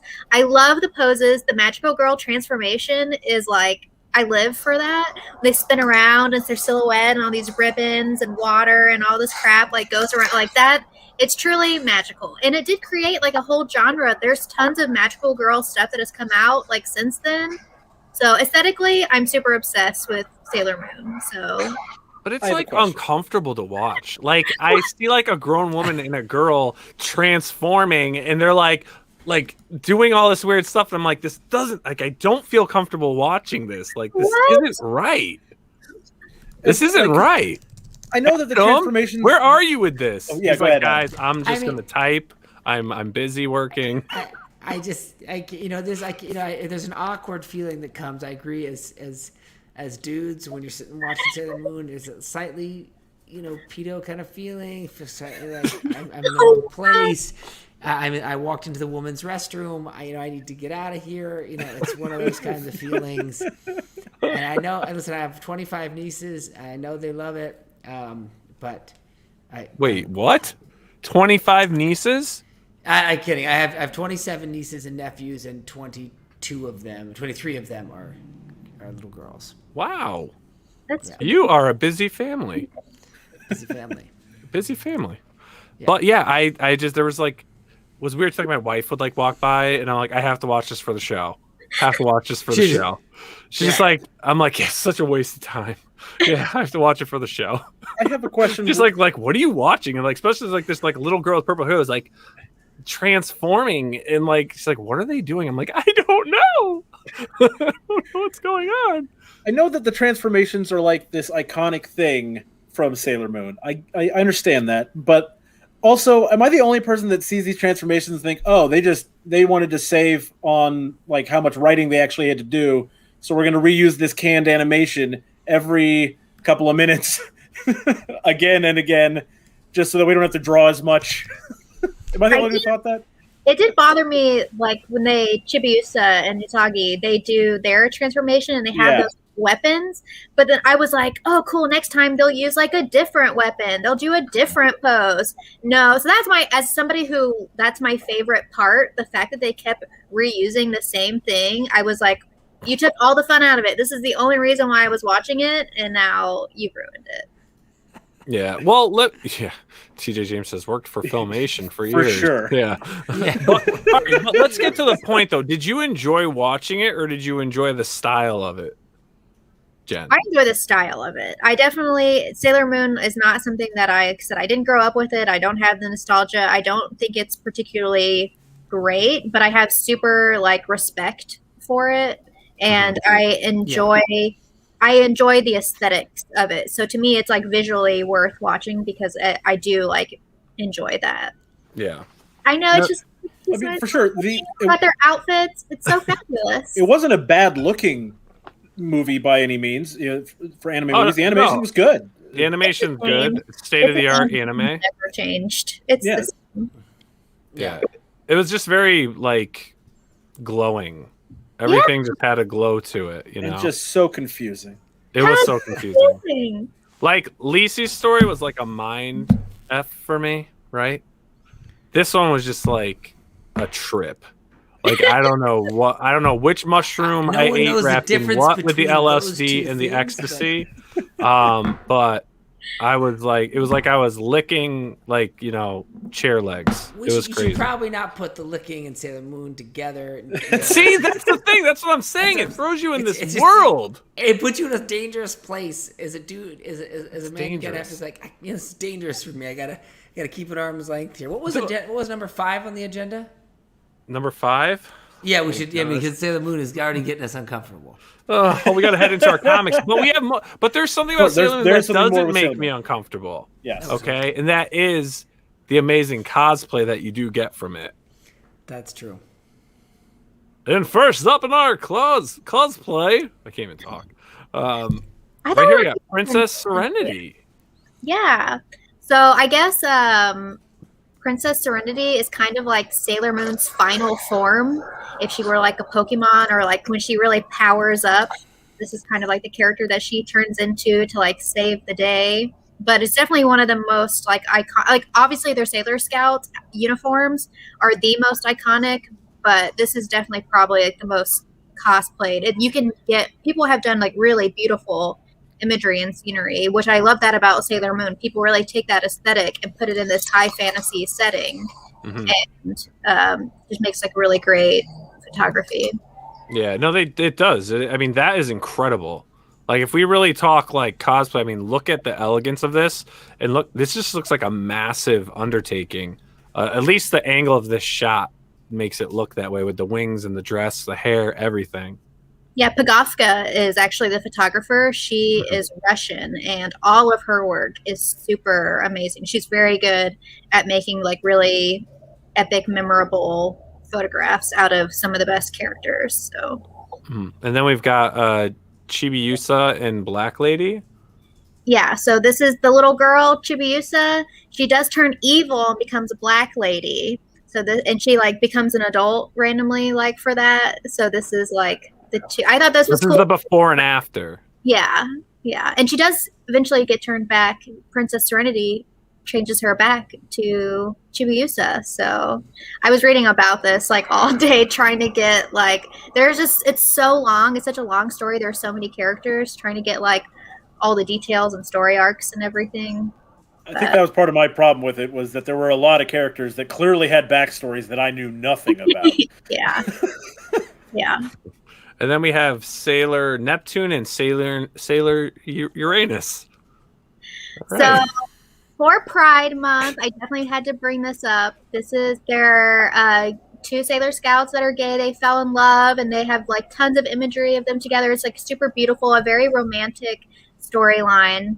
And Neptune's my favorite. So now, Neptune's the taller one or the shorter one? The shorter one. Shorter one. Yeah. Blue hair. I like the green. Blue Is that hair. blue, green? Yeah. Yeah. Yeah. Teal. Nice. Teal. Between Teal. them, in the middle. Yeah. And then we have the battle armor Sailor Scouts. Yeah, so that's a really cool thing about Sailor Moon is obviously their scout uniforms are the most iconic and the most popular, but you get tons of variations off of those. Like this is a whole group that did an armored cosplay version and made them different, still unique to the particular character that they're cosplaying, but added a lot more details and just like a different style. All right, then we've got Punk Sailor Scouts. Yeah. That's pretty cool. I like this one. Yeah, for sure. That was really cool. And some of they got every character has like their own weapons or like fighting style. So it was cool to see them like incorporate that. Sailor Venus has Artemis there, which is like really cool. So yeah, I really like this punk style. Very interesting. Nice. Then we have at Bird King. Yeah, so this is actually self-shot. So she does all her own photography. She does quite a few different versions, like different styles, like just from plain outfits to really storytelling cosplay. She's really great, and I love her looks. Yeah, no, that one looks awesome. All right, guys. Now everyone has to. All right, hold on to your hats for this one. Oh, okay. Because this one's the best out of all of them. No, don't say that. Sailor Neptune by Miss Van Damsel. That's me. That's you. Oh. That's me. That is awesome. This was actually when we first had you on the show today. Yes. It's great. This was the image you gave me for the first time we ever had you on the channel. I know. You guys were very impressed with me, so I decided to include it. Yeah, this was like a fun one. I called it Love Letters, and so I learned to do wax seals and did all these letters and envelopes and wax seals. It was supposed to be like a love letter to Sailor Uranus. I wrote this whole backstory, like she's waiting on the beach in Japan, like waiting for Uranus to come, and like, you know, stuff. I probably shouldn't get too explicit about that, but whoa, oh way. But anyways, it's very romantic feeling, you know. No, this came out great. That's awesome, and you do all your own self shoots as well. You know, you don't have a photographer. You are your own photographer. Well, yes, for the most part, I am training an apprentice at the moment. So, an apprentice. Yes, nice. an apprentice. I feel so fancy. Very good, very good. Well, hey, thanks for putting that together. That's awesome. And yeah, your work, you do great cosplay. I'm not just saying that because you're part of the cast, but I really love the stuff you do. Your costumes are awesome. Thank you. I appreciate you make them yourself. TJ likes it. There you go, TJ. Thanks, TJ. I'll autograph one for you and send it to you, TJ. That's what he wants. I'll autograph it. We got our first picture already set up. Man, that's what you should do. We should start showing him your OnlyFans work. Heck yeah. If you guys like goats. But, so, speaking of comic books, man, I gotta say, so, like, you know, we kind of had this, like, post-apocalyptical theme going on. Yes, I did that. I really enjoyed the first comic book that we read this week, and it was issue 1. Issue 2 came out yesterday, but I want to talk about issue 1 with Eve, which I really enjoyed this comic. Right here, boom, look at that. Eve right there, the cover right off the top, right? It bleeds post-apocalyptical adventure. Right, we've got a bear on the cover here. It looks like a stuffed bear that, you know, right off the bat, when I first saw this, I'm like, oh, is this going to be like one of those adventures where like the bear's, you know, just a stuffed bear, but in her mind, you know, it's like a Calvin and Hobbes type of deal. Yeah, like a Calvin and Hobbes type of deal or something. Which it I guess could kind of turn into, but I have to say I really enjoyed this. I enjoyed it, but I do have I am going to say for my one negative on this. The way they jump from the virtual world she was living in to right into the physical world, I thought was just all of a sudden like, how's your steak? Great. Okay. Boom. welcome to the real world. Yeah, it was just like very really sudden. awkward and sudden. But so basically, I'm not good at doing. Grizz, you're good at this. Let's talk about what this is about without spoiling it for everyone. Okay, so this, at least in issue 1, our main character here, as featured here on the cover art, is with her dad, and they're just going about daily life, preparing their meal, all that stuff. Dad teaching her life lessons, things like that, and a lot like Sweet Tooth. A lot like Sweet Tooth, sure, yeah. And it's very heartwarming. You can tell that she has a great relationship with her father and all that stuff. And then, like Nile said, all of a sudden, boom, you are shown that she's actually not been in the world that we've been seeing her in is not the real world. She's been in a virtual world where her father has been teaching her lessons that she will use to complete a task going forward in the comic. Yeah, in the real world too. In the real world, it's like she's been training, and we don't know how long she's been in incubation. Let's say where her mind has been developing and her body's been growing, but just in a virtual world. But she comes out into this real world, and as you can see from the cover, it's a mess. The whole thing is kind of a wreck. Yeah. What did you think of this book, Jen? I wish that they would have explored the fake world more. I would have liked to see, because the more you would have saw of that, I feel like the more of a surprise it would have been to realize that it wasn't real. But yeah, you're right. It kind of just like jumped into it. You're like, okay, well, that's fine. I don't know. I am curious, but I didn't think it was like super exciting. Like, to me, it wasn't anything new. I enjoyed it, but I didn't think it was like super groundbreaking or anything. Correct. Yeah. What about you, Adam? What were your thoughts on the issue 1? Yeah, no, I think my thoughts are a little bit there with Jen. I mean, I think what I was pleasantly surprised by, because at first you look at it and you're like, oh man, this is a post-apocalyptic story, and you got a character running around with their little bear. And at first I was like, but as I got into the story, I really actually enjoyed it. I liked Eve, and I liked the bear. It has the essence of her dad in it. Right, and it's like our little partner in this journey, and then like the nice reveal at the end when it's like, no, this is Manhattan, and it's all filled up with water. And there was something there. I mean, I agree that this didn't feel like the take was truly unique enough. Right, it's like a post-apocalyptic world and it's fun with water. It's like, how many times have you seen that? Right, and it's a child with their pet. But the quality of the writing was there, and this teddy bear is an interesting partner and companion on the journey, and so I think it's worth. I mean, is that the thing that you would say, like, this is what I'm spending all my money each week on? No, probably not, or each month on. Maybe not that, but I think it's a nice mid. You get to second base with that. Yeah, good like a child, maybe like, a young adult like audience. It might be like more appealing to a younger audience. Sure. Yeah.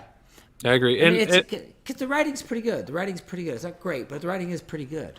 Yeah, the writing's not bad. The interiors aren't bad. There was a few things like with page 7, I really enjoyed if I can pull the thing up. Jeez, I went too far. Oh, I don't like this. Sorry. Here we go. So like on page 7, I do like how you they incorporate like the dinner with the father. I like the way the panels and everything were broken down. You felt like they were, eating, but this is, spoiler alert, this is kind of where like everything just instantly changes, right? Yeah. But I do like the breakdown of the panels on how they did it with the eating and the screen behind them and talking and all that. I thought that was pretty cool. And then even on page 10, which is the spread, right? Because now we instantly have the mood. We know where she is. We see the ambience of the setting. We see that we are out of the bright virtual world where we were in this vibrant jungle, right? Where we saw the crabs and the colors, the trees, the water. Then even in the bunker they were in, or the vault they were in, you've got the screens, the technology, all these bright things, and now it's dark and gloomy, right? It's like now we went from a vault to in a bunker where she's obviously in this incubation chamber. In this incubation chamber. But there, and then besides that, I think the paneling stuff was pretty good. Is this 13? Yeah, so page 14 here. So panel wise, this isn't anything great, right? But we learned the bear is an android, right? We know the bear is an android, and the bear is basically her keeper. It's her guardian. So you see this little fluffy bear, right? But then it's like her legs are weak. But now we see that right here in the 6th panel on page 14, this bear android is far capable of more. So I'm actually looking forward to seeing what surprises are up the android's sleeve, what he's going to do to get her out of certain situations. Like, he's going to turn into a helicopter. Is this like Bobby's World 2.0? I agree with that. The bear is what made it feel special. If you didn't have that bear element, I don't know that there would be anything that would be worth going to issue 2, because it's just like that. I agree. The bear is the hook of it has a mystery. There's a mystery in the bear, and there's a mystery in the world. And it's the fact that there's the two. She's surrounded by 2 mysteries that makes it really cool. And the journey is actually the 3rd mystery, because we don't know what she's going to have to do to get to her father. And that's what I like about this. It's not like she's got some secret mission and her dad, she now has to go into a world and realize her dad's not alive. It's like, no, her dad is alive and you're going to him and we have to get you there. I like that the dad is actually alive in the virtual world and the real world. Mm-hmm. And I like that she's 11 and they made her, I guess it's kind of typical, but her guardian is her teddy bear. What protected her as a baby and what comforted her as a baby now is going to comfort her in the real world. Just it talks to her and it's a robot. And that was the end story reason for the bear, is that it's going to be a shock when she comes out of this. So I'm your childhood teddy bear brought to life so that you have a comforting image when you come out of this to help you adjust to the reality of things. And with the I agree with Nile earlier that it was a very sudden smash cut to reality, and I don't think it landed for me either. I can kind of see the justification for it, in that it would be for her it was a jarring sudden change to reality as well. So maybe that was what they were trying to pull off, was making it jarring and sudden for the reader so that they can relate to what she's experiencing. But I agree, overall it just felt very sudden and didn't quite land. Yeah, I hope going through this series, for people that do enjoy it, I'd recommend maybe checking it out. I hope that we get flashbacks to the training days so we can understand why she's doing what she's doing in the real world, or how her father was training her without her knowing it. Because I can see there being a situation where they kind of, if they don't show you those flashbacks, then it's going to be kind of like hand wavy. Oh, she knows this because he trained her on how to do that. And I think it'll feel unearned if they don't actually show any of that. Agreed 100%. So if you guys are interested in some post-apocalyptic world, Boom Studios, Eve, it's gotten a better review than the past few Boom books we've reviewed. This one's got potential. This one has potential. It has potential, and issue 2 came out yesterday. So if you guys like it, you can get digital copies, or you can head to your local comic shop and pick them up and check them out. And if you do, let us know your thoughts in the comments below, especially after you hit that subscribe button and smash that bell to get notifications when we go live and we upload awesome new content. So we also read some other great books, and I'm just gonna bring one up just to share. But we entered into the world of Dune, House Atredius. We went through the first 4 issues of the book to start diving into the series as fans of Dune and what they've been doing with this book, which was actually a novel, which has been adapted to the Dune House Atredius comic book series, which I'm sure will be adapted into a trade paperback when they get to a certain amount of issues. First thoughts, Jen, what is your first thought on the Dune House Atredius series from Boom Studios? So before I started reading the comic, I did start listening to the book. The book is very similar in that it immediately throws you into the world building. It's so overwhelming.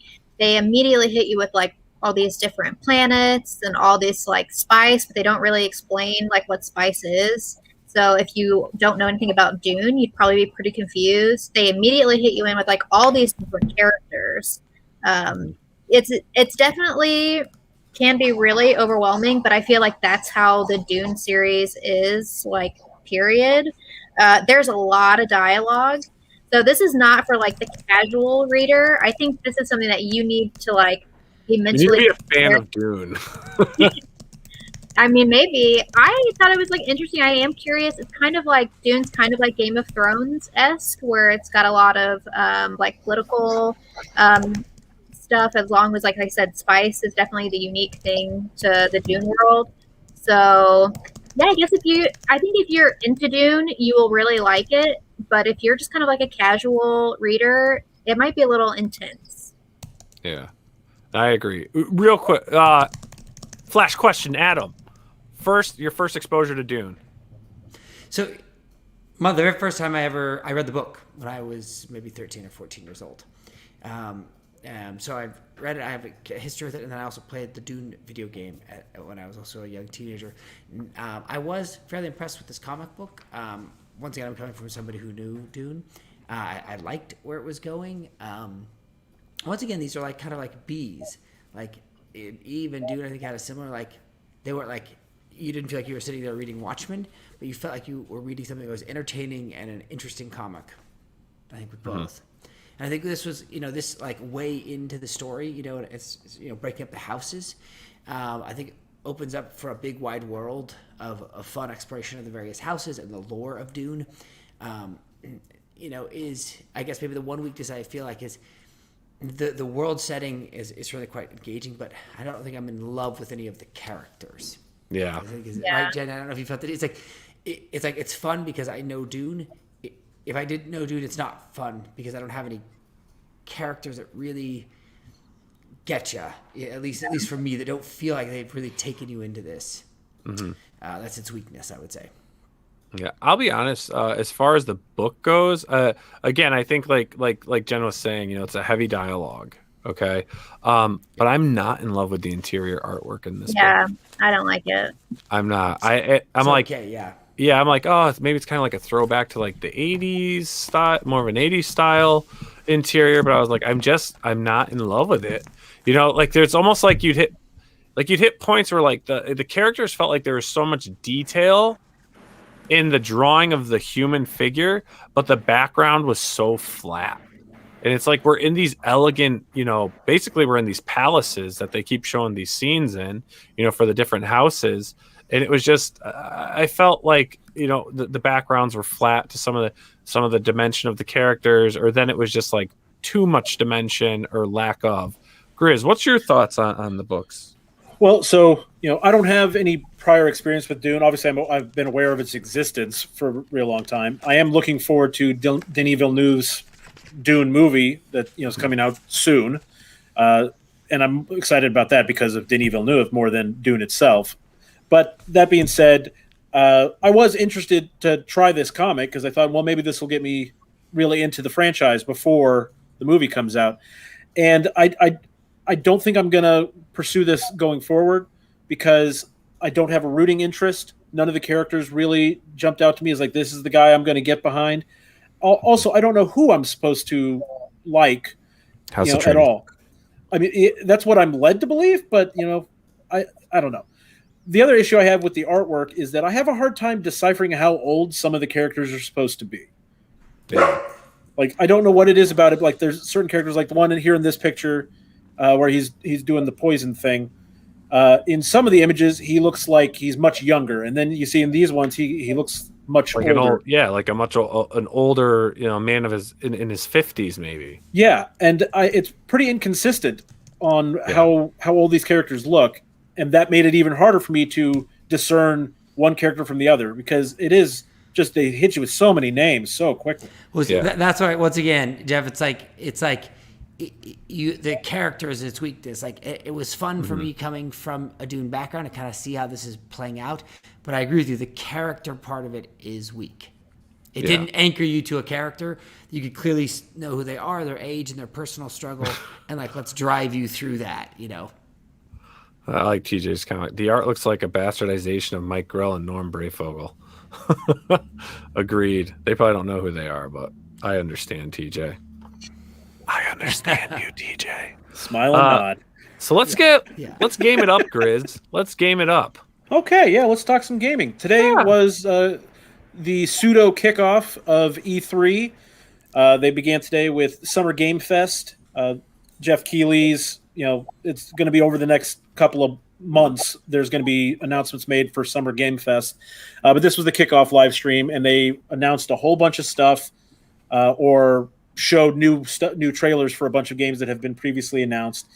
There was a ton, and I'm not going to go through all of it, but we're going to talk a little bit about Tiny Tina's Wonderlands later. Metal Slug Tactics is probably one of the ones I'm most excited about. Metal Slug is a classic franchise, and then add on top of that, I love tactics games like Fire Emblem or Advance Wars, things like that. So that's one to look for. A lot of people were really excited about this Death Stranding director's cut. Death Stranding is by Hideo Kojima, and the game was well received overall when it was released, especially among Hideo Kojima fans. But I don't understand why they're calling this a director's cut, because the original game was made, by Hideo Kojima. He's the director. So, why would he have cut anything from his original game? Why is this a director's cut? Adam, you have any insights on why they would choose to call this a marketing term? It's a marketing term. Okay, so it has nothing to do.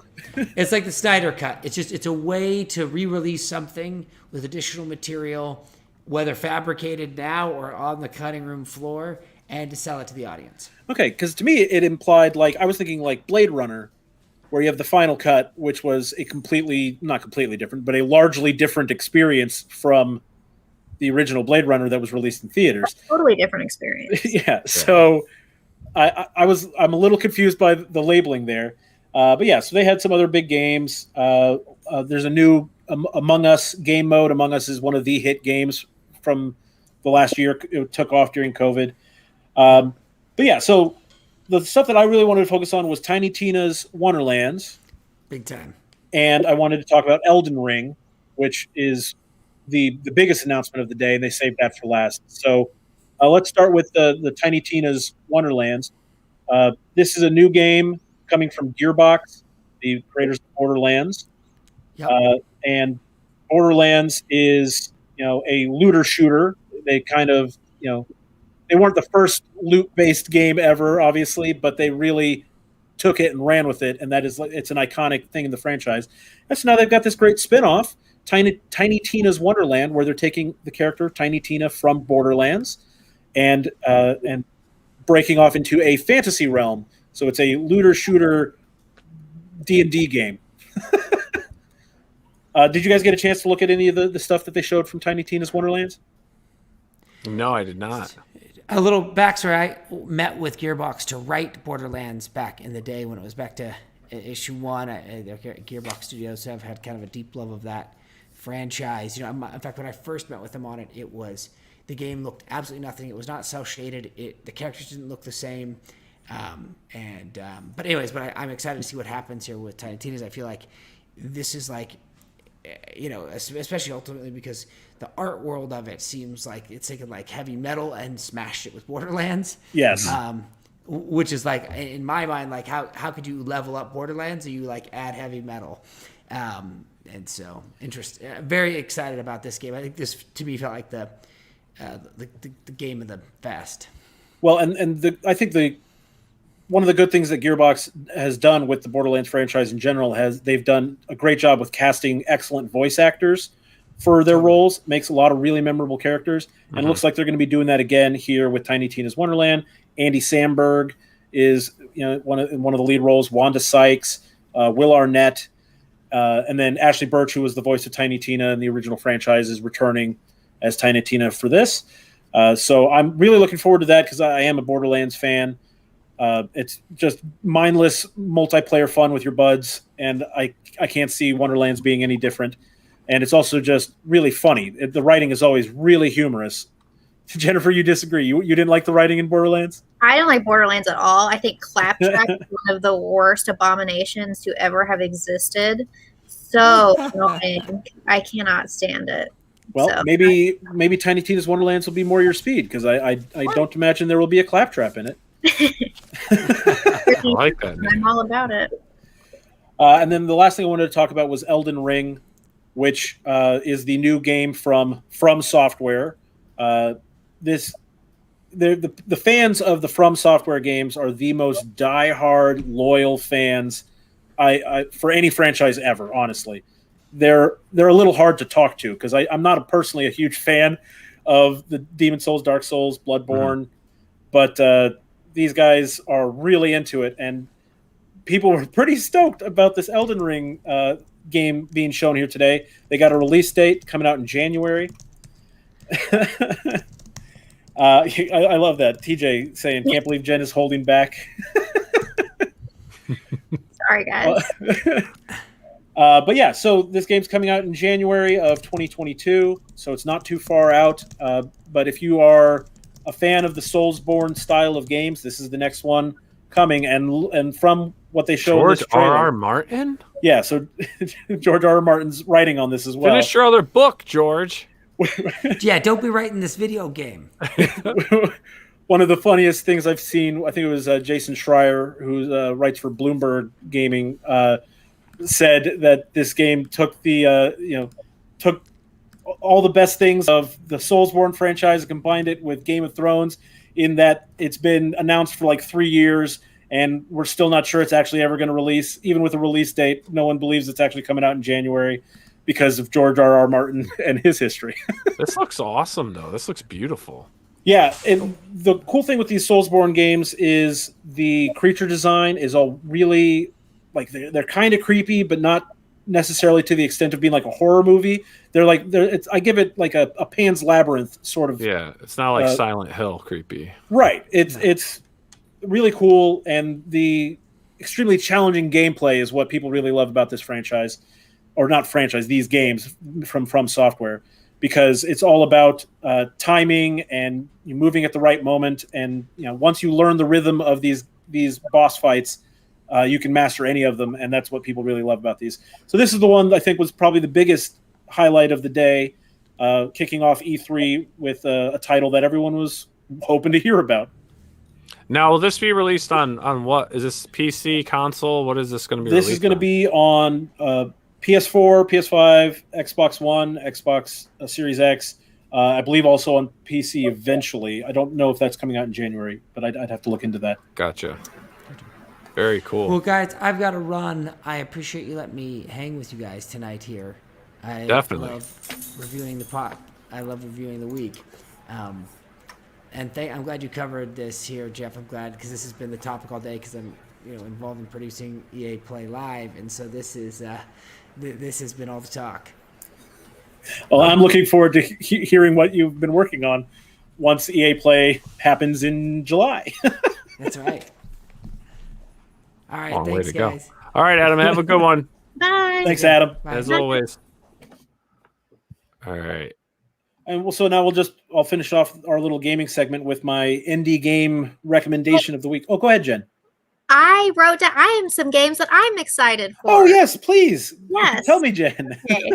Well, okay, one I'm not excited for. I'm upset. So I'm huge into Vampire the Masquerade. I love the White Wolf World of Darkness pen and paper games. They are releasing a Vampire the Masquerade game, but it's a battle royale. It's not even like an RPG. So I was like, like I was very excited and then very disappointed. I hate battle royale games, so I'm very upset about that. We need to make that a gift for the show when we really like something and then we get disappointed. It's like, I am going to pull that from this video. Nice, perfect. I love it. Anything you can clip and put on social media, do it. Okay, so then I love Management Simulator. So Jurassic Park, I didn't even know there was a first one. So now I love like Roller Coaster Tycoon. What was the prison one? Like SimCities. I love simulator management. It's like not good for my stress levels and it causes me anxiety but, in a good way, I guess. So excited for that. Okay, so on that note, you have to also be excited for the 2 Point, what is it called? 2 Point School.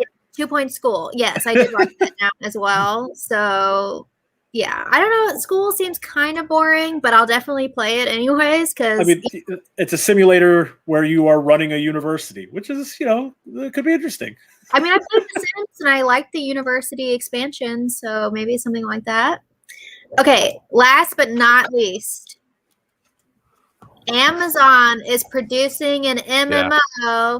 I have been waiting for years for a new MMO to come out, and now we've got Jeff Bezos' money. I hope it's so good. Like, Riot is supposed to be working on an MMO, which I've been really excited for. I backed a Kickstarter 3 years ago called Ashes of Creation, and they still have not released this game.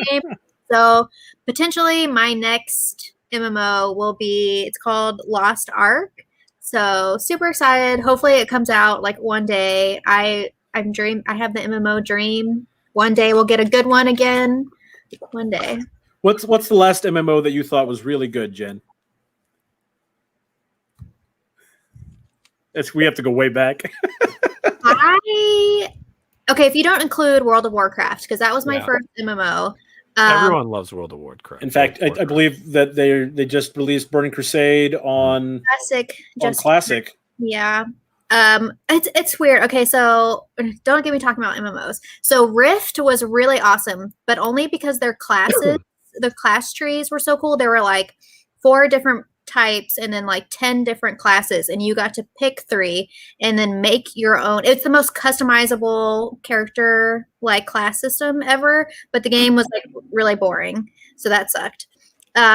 Then we had Terra was really cool because it was like action combat. It wasn't really turn, and you got to move while casting, and it was like really time based, just like the Dark Souls was, where you had to like, actually dodge and stuff out of the way. That was really fun, but it was like super grindy because I think it's Korean. What? I mean, it's like saying that that's the reason why it was grindy. Yeah, it's kind of grindy because it was probably a Korean. Well, Korean MMOs are very grindy. She's not wrong. I don't know. It's like a fact. Which, explain what grindy is for the viewers out there that don't know what a grindy Korean MMO is. Well, it's not sexual. Moving on then. Next. Well, I think a lot of Aeon too, also Korean, also very. No, he really does want to know what grinding is. Oh. Oh no, I was saying you're like, where were we? And I said grinding. And I said it's a joke. It's not sexual. Right, Aeon, go ahead. Aeon. That was a really good one too, but it was also Korean, so it was very grindy. But it was cool. You got to fly everywhere, and then they had the 2 opposing factions. So you got to. It was. My favorite part about it was that it was open world PvP, and so like you couldn't you can turn it off, but like that you could attack literally anybody. So you'd have these like battles while flying in the air. And it was like you could kill steal from people. So that was really cool, rolling up with your crew. It sounds like something that would cause a lot of anxiety for you, Jen. Yeah. If anyone can attack you at any moment. I mean, yeah, but I don't play by myself. I would only play with other people. I always played the healer, so they had people to defend my honor. So you're just going around healing people like, oh, you're hurt. Boop. Oh, you're hurt. Boop. Does that seem like my personality? It does. It does. Like, we need to battle. We need to take down the wall. You're like, you can do it. I got Band-Aids, so when you're done, I'll bandage you up. Well, it sounds like maybe what we need to do is have a time in an episode where we just talk about MMOs more in depth so that we can get all of this out of Jen's system. Yeah. Let's move on. Anyway, indie game of the week. Yes, my indie game of the week is called Mighty Goose. Yes. And I've played about the first 20% of this game so far. Mighty Goose is from the developer, what is it? Blast. I'm going to say it wrong. Blast Mode. Help me out here, guys. Blast Mode. I was right. No. Okay, good. Do your research. No. The developer's Blast Mode. Mighty Goose is a game that basically I can sum it up as Metal Slug, but you're a goose. That is the whole premise of the game. You're a bounty hunter, kind of like Samus Aran from Metroid. You're a bounty hunter goose, and you land on these planets to take down the bad guys. It's a run and gun shooter. It's fast paced. One thing I do really like about this in comparison to other run and gun shooters is this one is clearly designed to be like the arcade versions of these games, but not as unforgiving as the arcade ones. Like if you remember Metal Slug, those games were designed to make you put another quarter in the machine, right? Yeah. So they're aggressively hard to beat. This one is challenging enough that like you might die a couple of times on each level, but you're not feeling like it's an insurmountable task to advance in the game.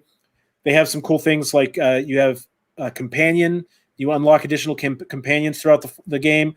You start off with your Mighty Goose, and your sidekick is Regular Duck, and it was really cute. And like I said, you unlock all these other companions that give different abilities, and you unlock different abilities for your Mighty Goose, and there's all these vehicles. It's a ton of fun. It is $20. Just came out a couple of weeks ago, and it's available on Switch, PS4, PS5, Xbox One, and PC. And it does have a co-op mode. I did try out that as well, and I was not super thrilled with the co-op because in the co-op mode, you take over for the sidekick, and the sidekicks don't have all the abilities that Mighty Goose has. So player 2 is getting left out. So they're more of the healer. Yes. Okay. Quack? That's all I want to know. You can quack. You can quack? You can honk. Yeah, Nice. that's your secondary ability at the start of the game is a honk. Really? There's actually an achievement for honking. No way. I like honking. Honking's fun. I wanted to suggest this one because I thought this might be something kind of up Nile's alley, since I know he likes the more retro stuff. Definitely. What That's what I was saying. I was like, this looks awesome. Oh, I got it on Steam, so I can play it on my Surface. You did? Yep. $19.99. Chris. Yeah, we're saving indies, guys. Yeah. We have to find a way to get these indie developers on the show. I don't have connections for that. I got to figure that one out. I'm signing up with the necessary people to hopefully start getting access to some of those things. But yeah, I'd love that. I might just old school it. Look them up. Honk. Honk. Honk at them.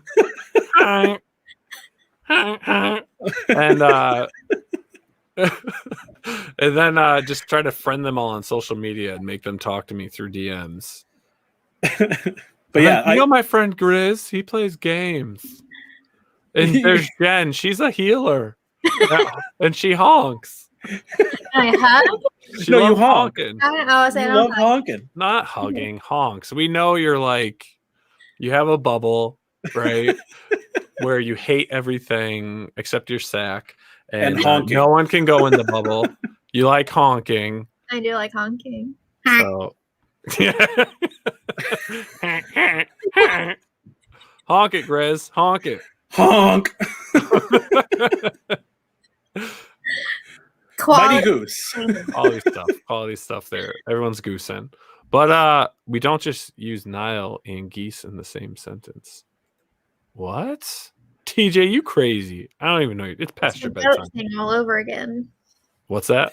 It's the goat thing all over again. I know. Check out my OnlyFans. If you get the goat video, he'll throw in a goose video. I'll give you the geese audio for free. Then you can use your mind to put the imagery together. But if you subscribe today, I'll throw in the geese video, the goat video, and when I was in the kangaroo pouch with Grizz. What? Well, I don't remember any of this. It's called Grizzin' Down Under. We're Grizzin' Down Under. Let's never say that again. It's going to be a shirt, part of my merch. Grizzin' Down Under. And then people can buy, you remember those old like hologram things? Yeah. Where like it does one image and it does another image. So we're going to sell we're going to sell those, but it's going to be Jen's like, loved it, hate it. Loved it, hate it. And like, depending on how you move it in the light. So that's going to be in our merch store. It's got to be popped or not, right? Popped or not. Popped or not. Yep. We're going to have that where you stick your thumb in the bottom of the container and the popcorn pops up and it says popped like this. Just like that. Hey, shove your thumb underneath. There's something to make a GIF out of later. Hell yeah. Hell yeah. So is there anything you guys are looking forward to this week? Like this upcoming week before our next show? I don't know. I don't know yet. I don't think that far ahead. Yeah. I'll tell you what I'm most excited for. I'm really excited for E3, which is going on all weekend. What?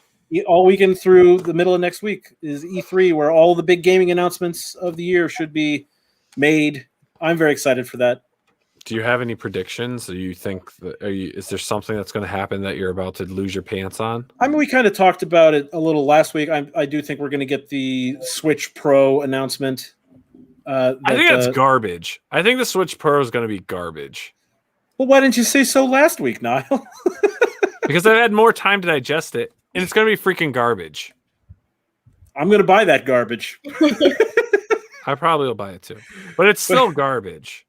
But yeah, the things I'm looking forward to the most are at the Nintendo presentation, which will be on Tuesday. But until then, we're going to see what updates on all the new PlayStation. I guess probably just Horizon Zero Dawn 2. I forget whatever the New Horizon or whatever they're calling it. But more importantly, Microsoft, they've been acquiring new studios for the last several years. So I think we're going to start to see what they've had these studios working on, which will be pretty exciting. So we should get a lot of new things, hopefully. Yeah. Yeah, I want some new stuff in the world of MMOs. Yeah, we should play like the most legendary one, which is Star Trek Online. I thought Jen was going to shout out City of Heroes because that was one that we both liked.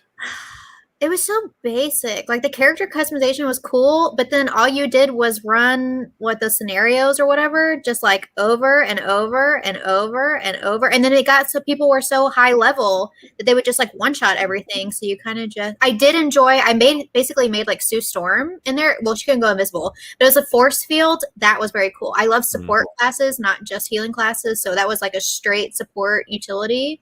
Really like that. Bill Gates Divorce. Bill Gates Divorce Simulator. What is that even? Oh my god! The new hit title from Microsoft. We should all play like Farming Simulator and see who can grow the best crops. That game is hard. Because it's like actual farming. It's like actual work. She's like, I don't like this. Like it. She's you have like a budget, and you could like go bankrupt. I'm not very good at driving the tractors. I like ran them off the cliffs on accident multiple times. So you've played the Farming Simulator? Yeah, I've played. Have you played the Goat Simulator? Yeah, I don't like that one. What, you just run around like a goat, right? Yeah, just like headbutt people. It's fun for like 5 minutes, and then you're like, okay, I just headbutt another person. That's cool. I was watching on YouTube. There was like a fireman simulator. It was weird. It was in German too. I'm like, this is weird. It's like, you sure you were watching this on YouTube? Yeah, it was on YouTube. This wasn't on OnlyFans? No. Speaking of OnlyFans, if you buy, like I said, if you buy my goat video, now people are gonna be looking for Nile's goat video. Really hope they don't find one. Just TJ. I'll just send it to you, TJ. You're my only fan, literally. My only fans with one fan, TJ James. What are you gonna do? So, what is there anything you're excited for, Jen? Anything cool going on? Any good shoots coming on? What do you got going on? You do an exclusive POPXP shoot? I knew. No, I shouldn't do that. You can't even humor me. Jeez. Oh, okay. Yeah. You need merch first. Yeah. For the merch store. Hello?